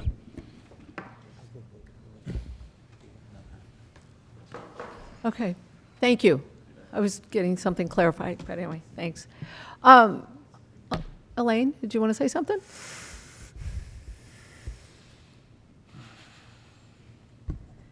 My name is Elaine Minke. I live on 5125 Mid-American Lane, Washington, Missouri. I did not plan on saying anything tonight because there are so many other people here that are so much more eloquent, and they have their plans, and I just came off a vacation. I have no notes. I have nothing. But I was listening to what people were saying tonight, and I guess what I have is a question to the council members for what I heard them say. When I heard this presentation, and I appreciate all the work that was done, it sounded like it made complete sense, and that there are things that we would need to provide. But then what I heard different council members, more than one, say is basically, no matter what you give us, and it seems to me like when I was here at the 2 meetings ago, there was the presentation and the talk about these are the requirements and this is what the building's going to look like, and we are going to have this beautiful front part and it's going to be fenced off and no one is going to see people that are sitting out smoking, et cetera, et cetera, et cetera, et cetera. It seems to me that that's pretty much been covered, and it sounded like a great place that no one would ever suspect had anything that would detract from people coming across our beautiful new bridge, et cetera, et cetera. But yet what I hear multiple people saying tonight, not in my backyard, not in my backyard, not in my backyard. And to me, what I heard you say is that no matter what the presentation is going to be, because of what it's going to be and what it's going to do, it's going to be voted down. It's not wanted in my backyard. We'll work with you to put it out there. That's the only gut reaction I got from what I heard from you tonight. And I could ask each one of you individually if that's what you said, but it's, regardless, that's what I heard, not in my backyard. And we could spend all of this money to do more engineering drawings, et cetera, but it's not to be in your backyard or my backyard. That's what I heard. That's all I have to say. Elaine, I just want to, go ahead, applaud her. I do want to clarify just one thing. The forum that was here that evening was not like a city council meeting or a planning and zoning meeting or anything like that. That was a public forum for when the leaders of this homeless idea, the resource center, were coming forth and presenting it to the community. And we had some council members who attended that meeting and some council members who didn't because of conflicts or things like that. Right. And in essence, that was really, I mean, there were a considerable amount of people here that night who were in supporting the shelter, and there were people here who were not in support of the shelter. But this is really the first time that this shelter idea has come before a voting body other than planning and zoning. So a lot of this is the first time some of these guys have heard this. I mean, because not everybody was there. So we weren't, that other meeting was not a council meeting. It was not in this type of situation where we were sitting here listening to the presentation. And when Annie says earlier that, well, maybe we could do more presentations or work on this a little bit longer, I think there is some truth to that, you know, and I think there is some truth that, and I know those of you who are in support of it say we keep talking about it, but you got to be talking to the right people. So then there would not, so what I'm hearing you say then is that there shouldn't be a problem with waiting another month and talking more for all of these folks who did not think it necessary to come to that first meeting to come and listen? The only thing is what we want to decide about the current zoning of C2, because then the C2 would be permitted unless we added a special use permit or something like that. I mean, this is kind of a conundrum on our end as well. I mean, it's because we're thinking about what if we don't do it, what if we do it, you know. And I don't want to speak for the council, but I just wanted to clarify that that was not a council meeting where the presentation came forward to the council with your plans of what was going to take place. Okay. And there were schedule, you know, people have schedules and things like that. So So anyway, I'm just clarifying that part of it. I hear what you're saying, and council members can answer you if they want. If you're asking them, and they can answer you on those questions. I mean, I see Washington as a very generous community. And, but I think sometimes new ideas take a while you sow the seeds, and then you have to let them grow for a while. So maybe we could let them go for a while. Yeah, but we have that thing about, care of a zoning we still have to take care of a zoning problem. So, anyway, but you can, okay? Okay. All right, no, but thank you. Thank you for your comments. Susan? So I understand your conundrum, Darren, about the, if you table this, that, there's still this ambiguity. No, it's not ambiguity. It's permitted in C2. But how is it permitted in C2 since there's not a definition for that sort of use? Because you have to find the closest definition that basically it's in there. Right. And as was determined, as Sal said previously, that It is was a motel. hotel, motel, or something similar establishment. But wouldn't it be possible to create a new resolution or ordinance that said that you're adopting this definition and tabling where that definition would fall in zoning until there was more investigation into that? You mean create, I guess the question, if Sure. I can rephrase it, is adopt an ordinance accepting temporary shelters as a use, and use this definition, but do not identify where it can be located in any zoning district? Just say that it's 'Cause pending. you have to sit there and say, where can that use be placed? If you're gonna identify it, you gotta say, you can't just sit there and say, we're gonna make this definition of a use, but you know what, we don't want it anywhere, so we're not gonna allow it. I mean, I think that's the other problem that the city has. If I hear what you're saying, adopt this definition without putting it in the zoning district. But it was already, so it was already having to go through C2 special use anyway. No, No, it was it was not. just It was C2. permitted. Okay, Therein lies the conundrum. right. And there were also, and I just want to be very clear, why there's maybe a little bit more of an urgency to adopt this code, is because there were some discussions about some other properties being looked at that were already zoned C2, that would not have to go through any type of public hearing, and that would significantly impact a residential development. And so I want to be very clear. That's why this code was being looked at by the city council, so that they had another option to consider.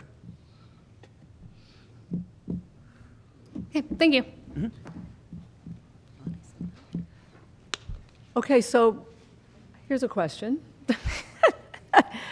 So what happens tonight if we vote on this particular, what's on our agenda tonight? The Okay. ordinance change? All right, the ordinance change.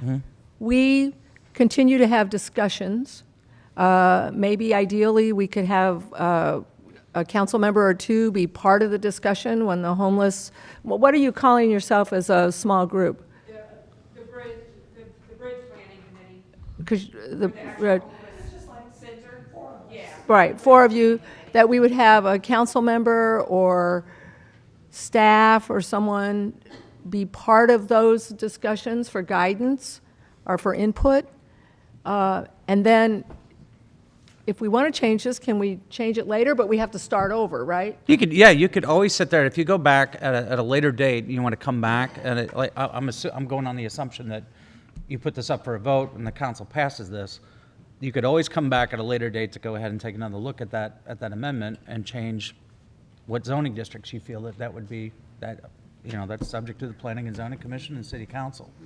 I mean, I don't like to go back and forth the whole lot of times. Well, I know. When we pass a code like this, I think you're trying to give it thought, and you're trying to say, this is what we want to identify, and this is where we and that's why this PDC allows, like we've said multiple times tonight, any place within the city that could be reasonable. And I'll be honest, that's part of the reason I liked it. I felt like when it came to a case-by-case basis, like, oh, we want to allow it in C2, you're constantly going to have neighbors up in arms. I think there's no greater advocacy you can do than come to us with a thought-out, well-prepared plan and gain the trust of the neighbors that you're trying to influence. So I I felt like it gave us an opportunity to say, not in my backyard, but this is where in my backyard, on a case-by-case basis. And that's, anyone else? Just, yeah, I was mentioning to the other new councilman, we walked in on a real doozy here for our second meeting of our lives. But that's all right. That's all right. It's very important to a lot of people. I did want to address, and I've tried to be quiet and tried to listen and learn. I did want to address, though, your impression of where the council members specifically are. I came here in 1980, and I've known homeless in this town since then. And I've worked with homeless in this town since then, and in this whole area, 3 counties with the school district. And so I know they're there, and they've been there. And so I was glad to see this group getting together and trying to do something. It's time to be proactive. I agree with that 100%. I think, though, this whole issue here, we have to have this, and I was really pleased, like some of the others. It sounded like this was an attempt to open up more possibilities. And so I took this as a positive move for the group to find something. Now, I understand it's probably not out there today or tomorrow yet, but I understand. But it opened it up. The other way seemed, and I do agree that we have to be able to listen to the other people who live in this community, and those people who for some reason have fears, be they unreasonable or whatever. We have to listen to them. And so I thought this zoning at least was an attempt. Now, I think if somebody comes up with another one that also gives a little bit of leeway and is a better explanation than this, great. But I'd seen 2 or 3 in my short time being on here. This one seems to be the most flexible one, from at least my limited understanding. Okay, thank you.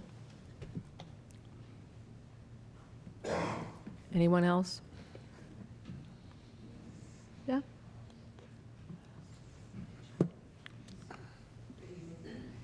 My name is Tammy Morton, and I live at 814 Missouri Avenue. And I just wanted to say a couple things that I heard this evening. First of all, I think in order to open a business anywhere, it requires some thought and some planning. The requirements I had to meet before I opened a business in this community, there were a lot of steps that you had to go through, but what I found is I took my idea to the staff, and they sat with me with a piece of paper and a pencil, and I drew A through Z with the assistance of this community. I opened a viable business. I ran it for 9 years. I had 17 employees, and it was a very successful business, and I couldn't have done it without the city of Washington. I think any business, in order for it to succeed, has to have a good plan, has to have support of the community. And what I'm hearing here is I think this is an amazing offer. It's not shutting anything down. The original meeting that I was here for, it ended to where I felt like that was shut down, that plan. To me, this is a beautiful option, and I don't think that anybody has had the time or made an effort to research other properties. It seems like a lot of people are not hearing what they want, so they're just shutting down, saying, well, we're not getting what we want. I think this is a beautiful idea, but it will not succeed if it's not done right. So I personally say that I thank this city for being willing to come back and offer another option that might let this come to fruition if that's what's meant to be.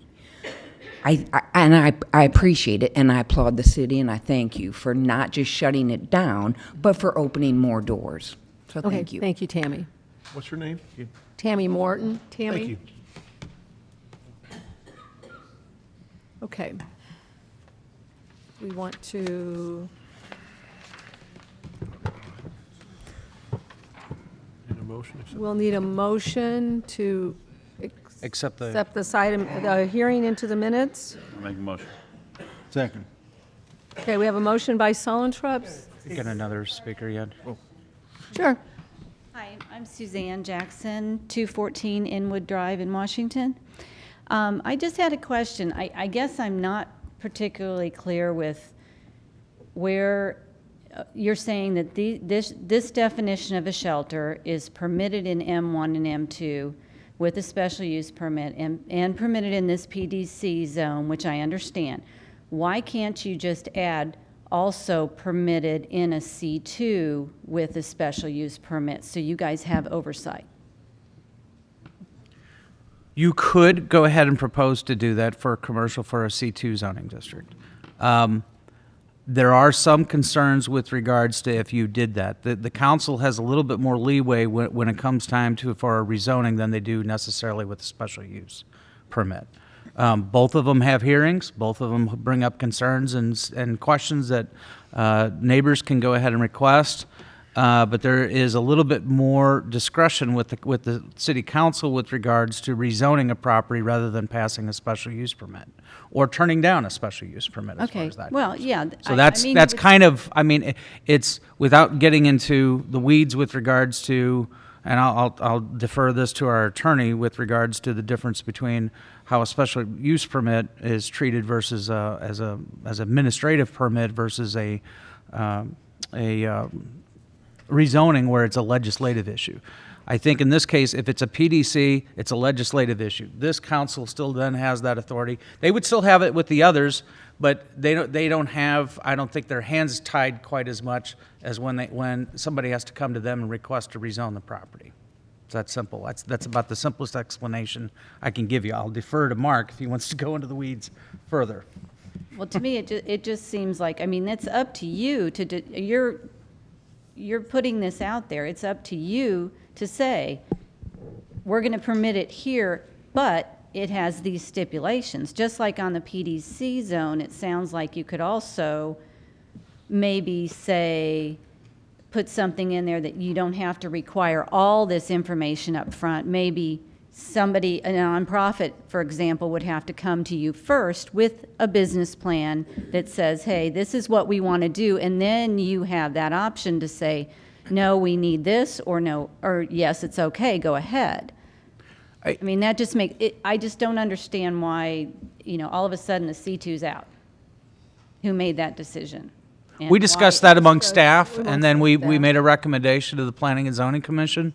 Okay. And then that's when the PDC option was put on the table So by it was just by the staff that commission. just decided. And that- yes, our attorney. Well, and it was Planning and Zoning who brought in the PDC. Right. They added that to it. Right. From my point of view, if I may, if it's C2 with a special use permit, I have to come up with everything of all the restrictions. I sit here and say it has to be set back this far, the fence has to be this high, the windows can't be this color, whatever. The special use does that? A C2 special use permit with restrictions from the council, we would have to set those restrictions. A PDC would have those restrictions in place, and we would be, You'd have that upfront information. Upfront information, And it is, but my point that what I was trying to determine earlier when Annie was asking the question, there's not any more upfront cost, but you do have to go ahead and provide there's effort that you have to make to go ahead and say, this is where we're going to have this screened-in fence for those that may be concerned about anybody that's going to be outside of the facility, and you've got 12 people that are maybe living there. Where are they going to go when they want to have a cigarette, or where are they going to want to go if they want to be outside, Well, sure. et cetera, I mean, those everybody things. has to Well, have those. and we understand I get that. that. But what I'm saying is, this planned development district says, where are you going to put those things? Where are you going to put the fence? Where are you going to put the trash receptacle? Where are you going to put? I mean, those are the questions. But it doesn't have to be engineered to the point where you have to hire a professional engineer to turn that into the city to have your application be complete. Okay, I understand that. I just didn't understand with the C2 and the special use I didn't know the code, what the specifications were for that. Okay, So, all right. okay. Thank you. I got a quick question. If they would make it C2 with the special use permit and it closed down, the property's zone C2, any C2 could go in there then. Isn't that right? Somebody else could go in there if you allowed a temporary shelter with a special use permit in a C2 zone district, and somebody else, and the original group that formed it and started it stopped, you could still transfer that on to another entity to go ahead and continue those operations. They'd have to meet those restrictions within whatever that ordinance stated.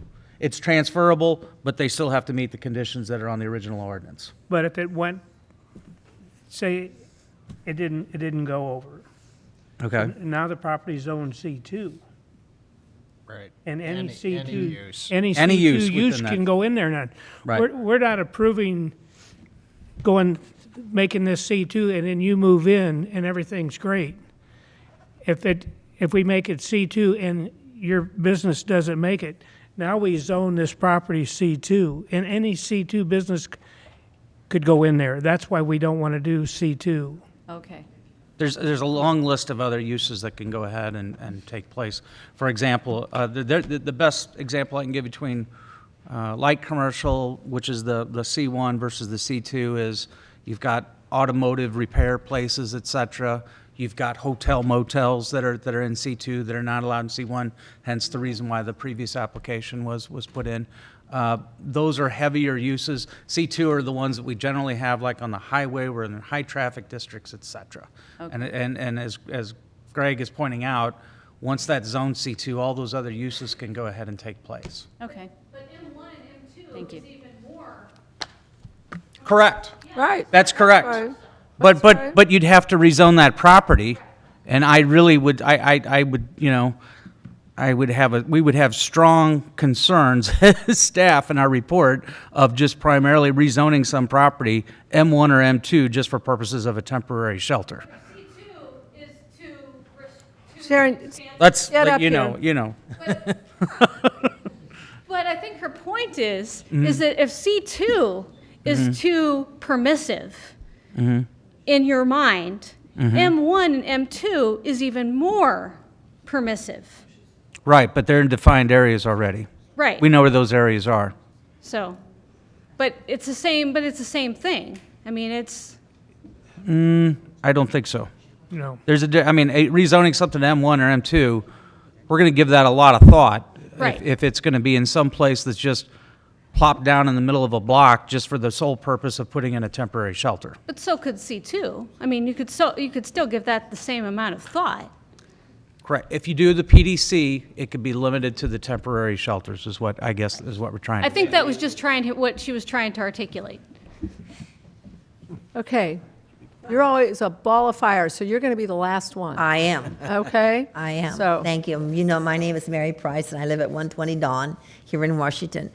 I have to applaud everybody in this room, especially you all, for listening to all of us. Some of the same old stories come out, but they're important stories to tell.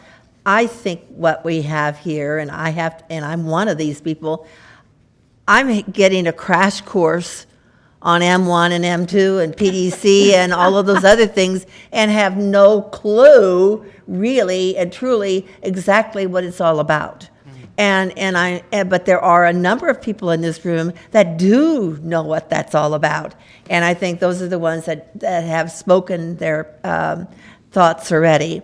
I really think that there needs to be some more thought given to this. Now, if you go ahead and pass this tonight, I don't know. You are our council members, and you have to have in your hearts and in your heads what needs to really be done for the city. None of us have any objection to people voicing their concerns about not wanting this type of business in their backyard. I think that we would all be the very same, as some of the people have said. We always say, not in my backyard, but we have to think about it. We live in a different age now, and we do have homeless in town, but I think my thing here is that I think that what you mentioned, Nancy, about a few people getting together and talking to a few people on the council and really working it out, then And only then will there be a more clear understanding of what is required and to come to some kind of solution to the whole thing. We could be talking here all night, going backwards and forwards, and we've done this for 3 weeks now. Right. And I had a speech prepared, but you don't need to hear it. You need to hear what I'm saying now, and I guess the second last thing I want to say is, there for the grace of God go I, to be in that situation as a homeless. It can happen to any one of us, regardless. Even though we might have a lot of money or businesses or whatever we have, it can happen to us like in a blink. And it can, or maybe to one of our family members. And we all have children and grandchildren growing up. We don't know what they're choosing in life. They could be out on that street just as well as some of these other people are. And we are not talking about helping those people that are so destitute and homeless that this is their only life now. We're talking about being a resource center for people who want to bring themselves back up out of the mire. We're not talking about the ones that some people have mentioned about. They just can't come out of it. They're down so far they can't reach up. But they need to have somebody to give them a hand, to pick them up, to give them the resources. These are people that really want to be tax-paying citizens in our town. That's who we want to work with. And that's what we want you all to be able to help us to decide where this resource center is going to be. We have to change our minds about the negativity that happens in what we say and what we feel about homeless. They're people like you and me. Thank you. Thank you.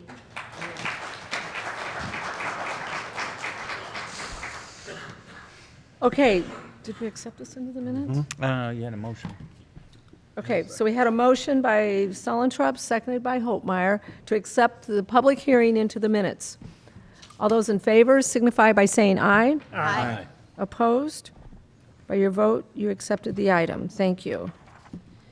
An ordinance amending section 400.045 in chapter 400, attachment 1, table of permitted and special uses. Patke. Introduced by Councilmember Patke. Okay, so this is the ordinance that follows the discussion, follows the previous item. This is doing the... Defining a temporary shelter. Temporary shelter. It's the M1 and M2 with a special use permit and the PDC, all As- included. PDC is listed as permitted in the table. Okay. Any questions or comments from the council members? Okay. Second reading? An ordinance amending section 400.045 in chapter 400, attachment 1, table of permitted and special uses. Patke? Yes. Heidrich? Aye. Holtmeyer? Aye. Sullentrup? Yes. Wessels? Yes. Scornia? Yes. Pettit? Yes. Obermark? Yes. Okay, by your vote, you approve the ordinance. Thank you. Okay. Rezone 4 and 10 Franklin Avenue from C1 Commercial to C2 General Commercial. The applicant has withdrawn the application. Okay, so we need a motion to accept this into the... Second. Okay, we have a motion by Sullentrup, seconded by Heidrich, to accept this item into the minutes. All those in favor signify by saying aye. Aye.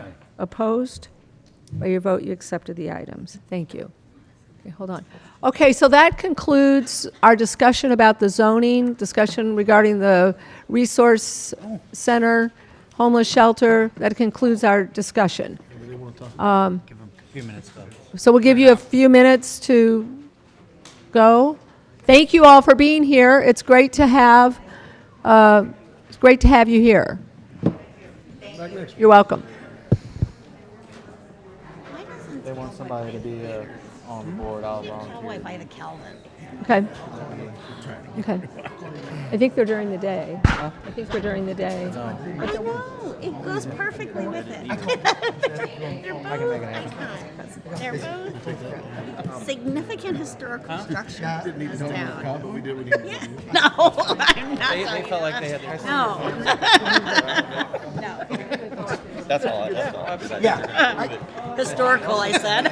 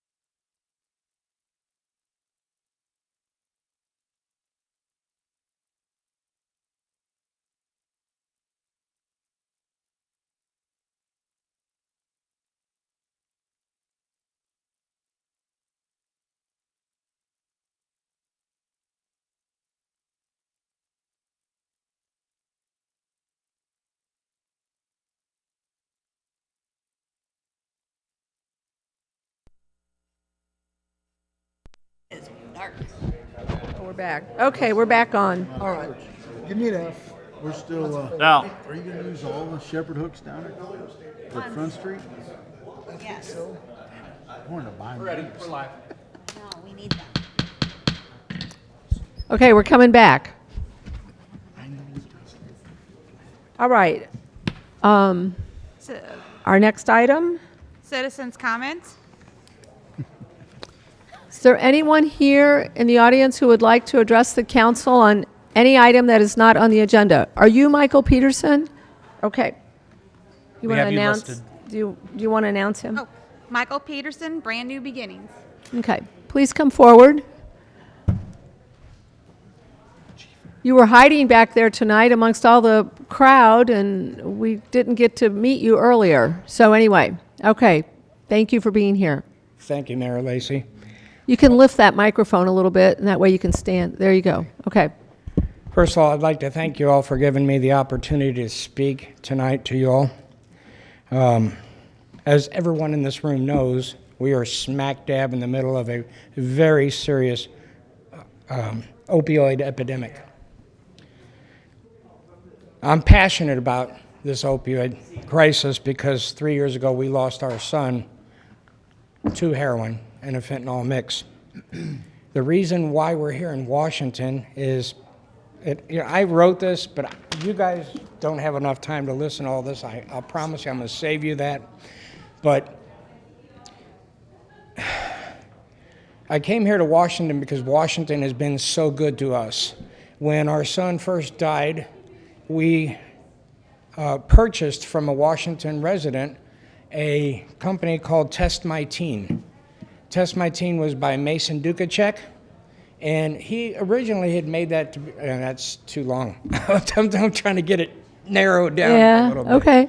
But the bottom line is I need a big favor from the city of Washington. And this is coming from my wife, myself, and all of the people in the state of Missouri who have been affected by this epidemic. And that is, Close the door. Well, we got to keep, we got to, Oh. you don't have to keep that? Okay, sorry. Just close that door. and that is, in this town, you all have a problem that you're probably not even aware of, and I'd like to bring it to your attention, and perhaps you all can have the opportunity to write it. That problem is that companies such as myself, my wife and I have given $250,000 in free drug test kits away since our son died. The purpose was to educate parents, to make them aware. Again, I'm going way too far into this, go on. but you guys get the idea.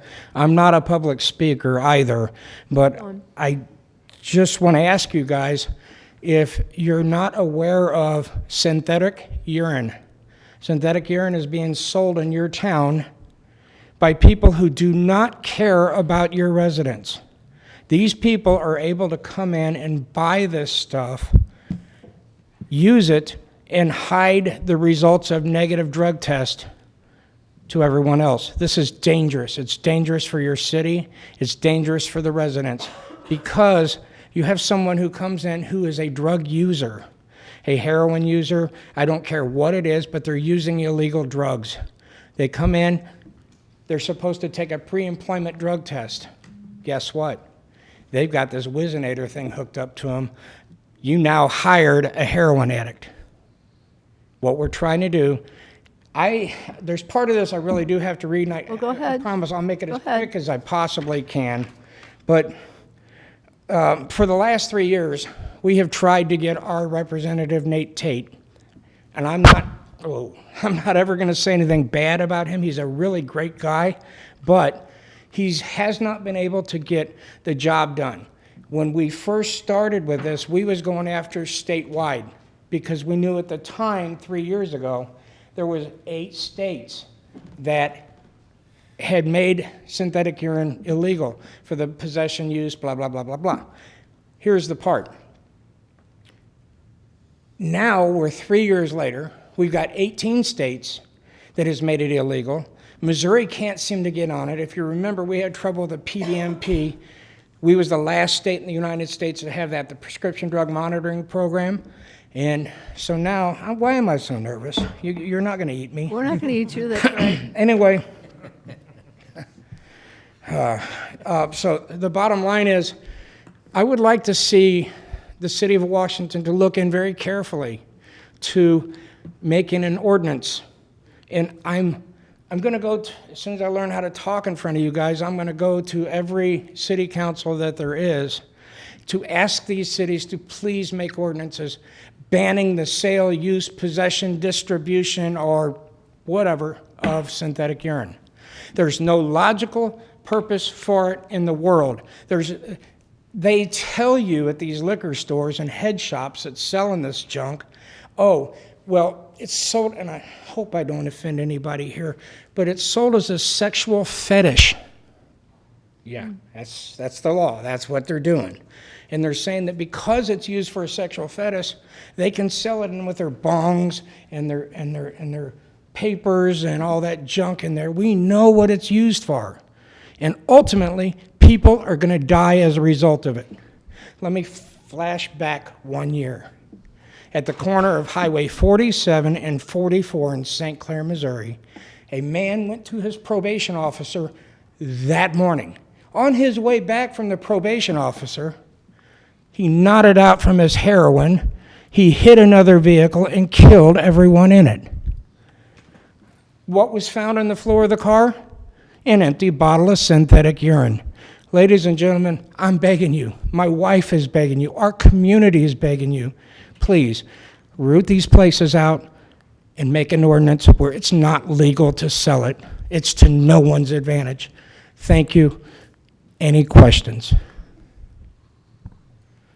Well, thank you for being here. Thank you. Today was the first day I heard of this item. Didn't know about it. It's all over your city. Well, and I see the problem. So we appreciate you being here. Anybody have a comment, question? Chief, do you know anything about synthetic urine? Very little. We rely on an agency for drug testing. So it's really paramount that the agency is doing it properly and that they're doing their observances in that so they can detect when people are using fake urine or synthetic urine or trying to cheat the system. So some of it is who's doing the testing. They have security protocols in place. That is where the line is. I mean, they're the ones testing for those drugs. They're the ones that need to be standing there observing that individual when they do these tests. That's the most important part. Does that happen? I would imagine some of those agencies do not do probably the proper way. So that's a regulation issue there, or having a reputable drug testing company. One issue that I have seen myself is that in the states, the 10 additional states, I can't count that data, but the original 8 states that had it legal, they're all showing definite decreases in work illnesses. They're showing definite decreases in work injuries, and they're showing definite instances of less crime in the workplace, less workplace crime. And this is real. And what Chief is saying is absolutely correct, you know, that it is up to the monitoring part, but there are some things that maybe I'm aware of that perhaps you haven't been told about, as far as some of the tricks that's used to make it I know legal. about the tricks and where they hide it. And all Yeah, that yeah. stuff. Okay, we won't go there then. Right, you got it. So you can have somebody standing there watching all they want. It's still. They've gone to very. They're going to do it. They're going to do it. Okay. But if it's illegal, then you catch them, you bust them. Okay. But the problem is if they're using synthetic, how do they detect that? I mean, they're testing that substance. So even if they. The drug testing companies typically cannot detect this. However, Test My Team, the company that my wife and I bought, we actually are in the process of buying a drug test kit that will test for that. But currently, to my knowledge, there's not a lot of people doing it because it's, you know, they're not, like he said, they're not testing for it. And you have the volume when you think about And the how many volume. companies now test for drugs. Yep. Of their employees. So what they're doing by selling this stuff is they're voiding but virtually all the drug test kits that we have given away. And I would agree with you in this sense that there is no purpose for that. Absolutely What would you need none. it for other than And trying to bypass it? if the city of Washington does decide to do something about this, which I certainly pray you will, I just want to leave you with one thing.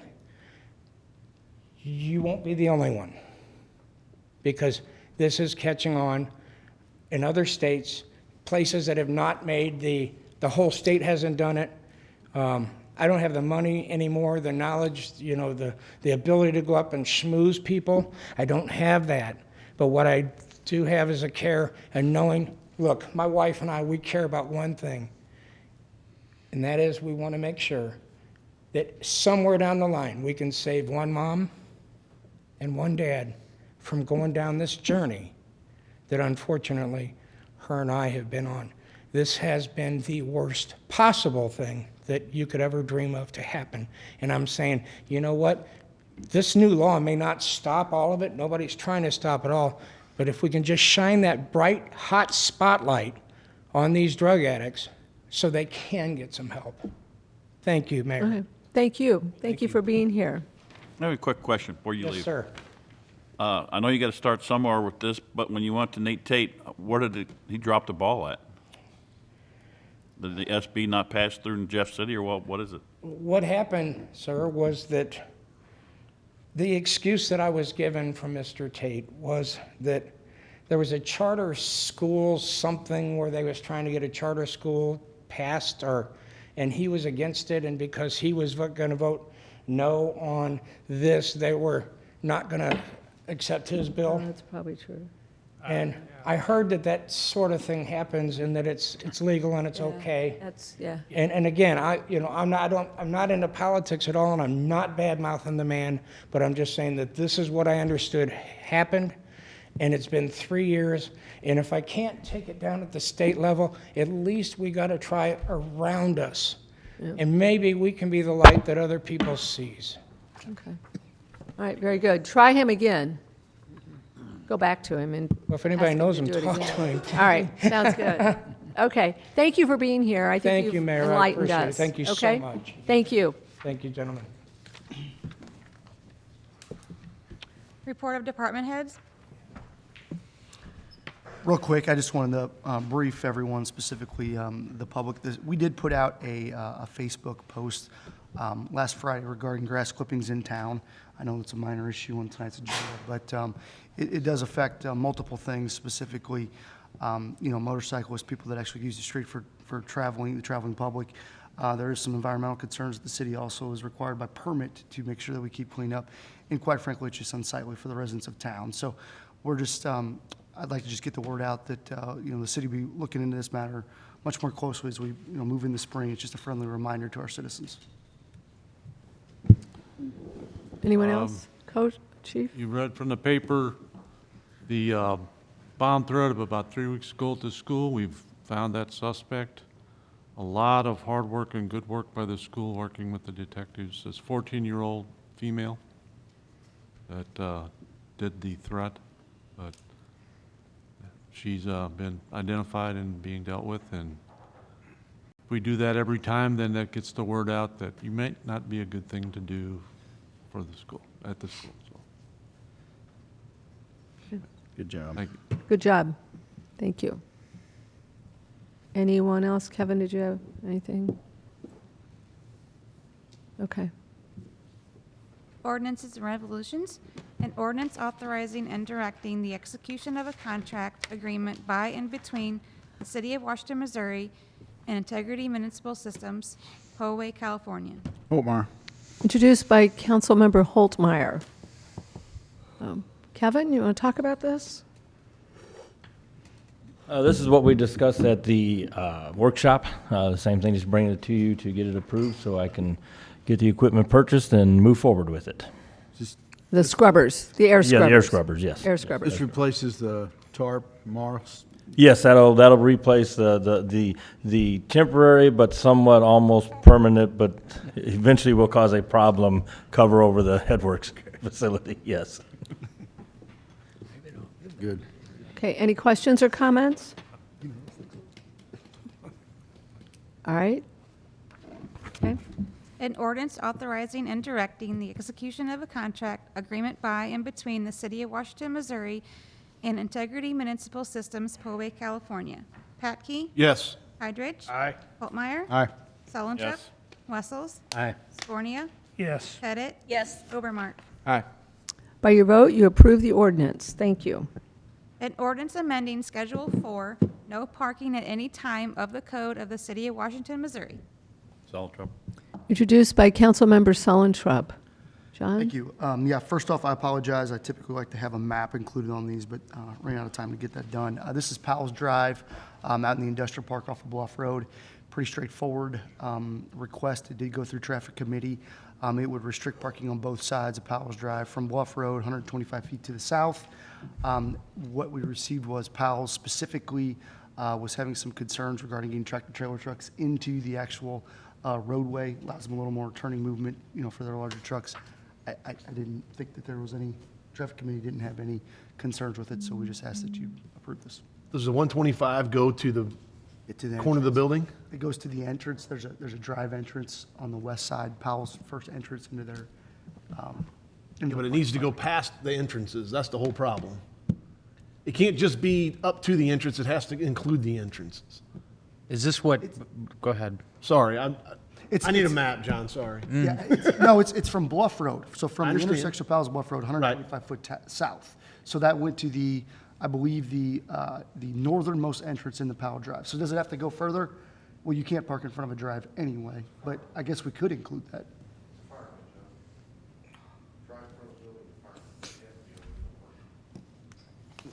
They park there now.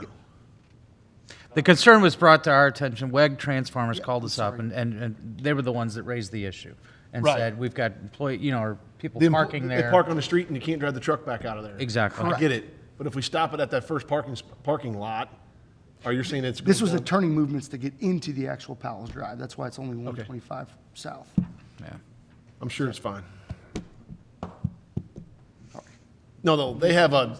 I'm looking They at have a the map. restriction on the back of the building where you can't make a left turn out of their building and come from where you should come straight up the driveway. You have to drive around the building and come out where the cars come out with a tractor trailer. I do it. That's why I'm concerned. You're the problem. I'm the problem. I haven't been there for a year. I went one time 2 weeks ago and said, this is a problem. This has to change because you can't park there and get back out. It's to the northern edge of the northernmost parking lot entrance is what this 125 would cover. So it would essentially, from that entrance to the north, to Bluff Road, it would restrict parking. Now, I agree it could be extended all the way down, but there really is no opportunity to park there anyway. Okay.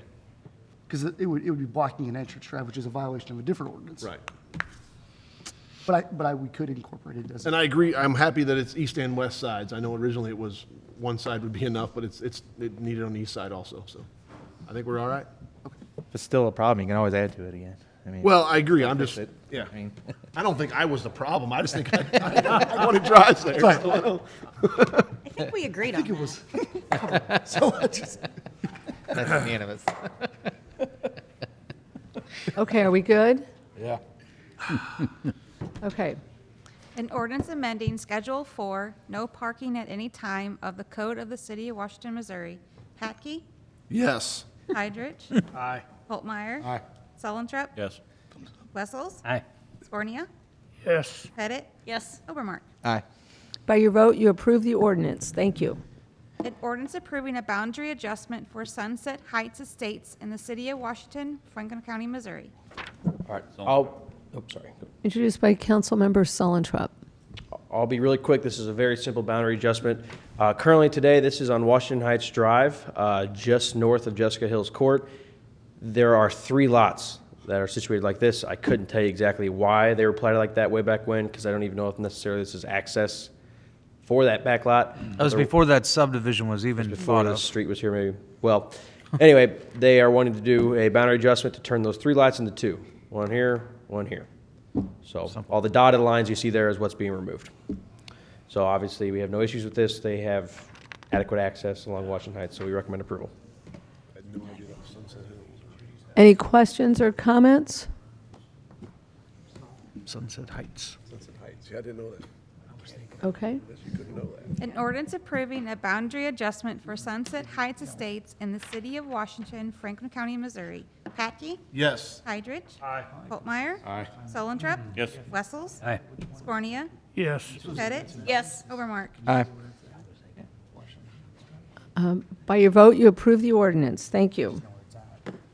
Commission, committee, and board reports. Preliminary plat approval. Kimmy's 4th edition. All right. Lastly, this is a preliminary plat. It did go to planning and zoning last week because they are creating a lot. This is an existing lot on High Street, just across from, I think that's Napa Auto Parts. And so there is an existing detention basin here that we actually have an easement on and maintain currently today, and I'm sure most of you are aware of the situation.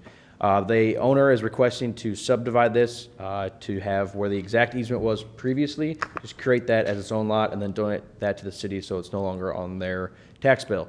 It's owned residentially, but they're not proposing any development at this time.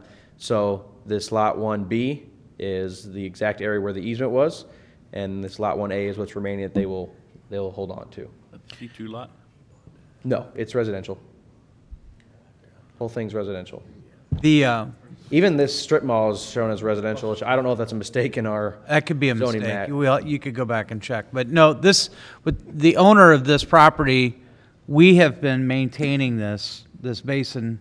This is one of the earliest basins, I think, that was probably constructed. I mean, I'm sure there's some others, but that we actually maintain. We have an easement to go ahead and get access to it, but the owner all this time has been paying taxes on the overall property. They wanted to go ahead and transfer this by meets and bounds description and just quit claim it over to the city. We said, no, you had to go ahead and do this through the subdivision code, and this has been going on for probably 10 years, or since I was down in engineering department with regards to when they first brought this up to us. It never paid for itself to go ahead, I guess, and get the survey, so now they finally decided to go ahead and do that. It's my understanding, and I'd look to Mark to say, we still have to get an ordinance to accept this if we want to take this under ownership at a later date. But this creates the subdivision so that they're able to do that. It needs to be cut, by the way. It's National Public Works Week. We will take care of it. Give him a break. The newspaper's still here to get that. Any You got any questions? pencil, John? Duly noted. Red. Nicely done. All right, thank you. Okay, any other questions or comments? We can accept, we'll need a motion and a second. I'll make a motion. I'll second. Okay, we have a motion by Pat Gee, seconded by Holtmeyer, to accept and approve this preliminary plat approval. All those in favor signify by saying aye. Aye. Opposed? By your vote, you approved the plat. And then the next item? An ordinance approving the final plat of the re-subdivision of Lot 1, Kimmy's 4th Edition in the city of Washington, Franklin County, Missouri. Pat Key. Introduced by Councilmember Pat Gee. This is the ordinance that follows the preliminary item, previous item. Any questions? Okay. An ordinance approving the final plat of the re-subdivision of Lot 1, Kimmy's 4th Edition in the city of Washington, Franklin County, Missouri. Patke? Yes. Heydrich? Aye. Holtmeyer? Aye. Yes. Suellentrop? Wessels? Aye. Scornia? Yes. Pettit? Yes. Obermark? Yes. By your vote, you approve the ordinance. Thank you. Mayor's report? Only thing I want to call attention to this evening is, believe it or not, it's Memorial Day weekend coming up. It's here already. And just remind you all that the VFW and the American Legion each year do a very nice Memorial Day service down at the riverfront. And so if you're available, I believe the music probably starts at 9 or something like that, 9:30, and the event begins at 10. It's less than an hour.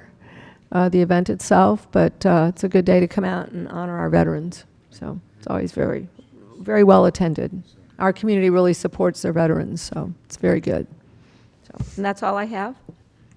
City Administrator's report? I just have two update items for you in executive session, one regarding real estate and one personnel. Okay. Council comments? Any comments? That's all I've got to say about that.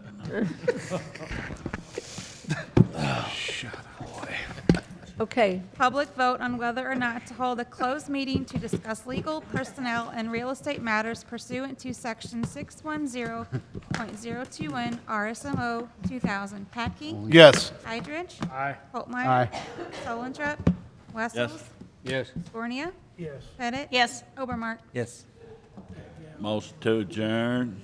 now we have to go to executive session. Will you Second. unplug my Hold up for us. phone, please? Oh, okay. Charger. Close. I know. I'll be right back. He hasn't texted All right. me. I'm surprised. Oh, yeah, okay. Yeah, I'll pull up.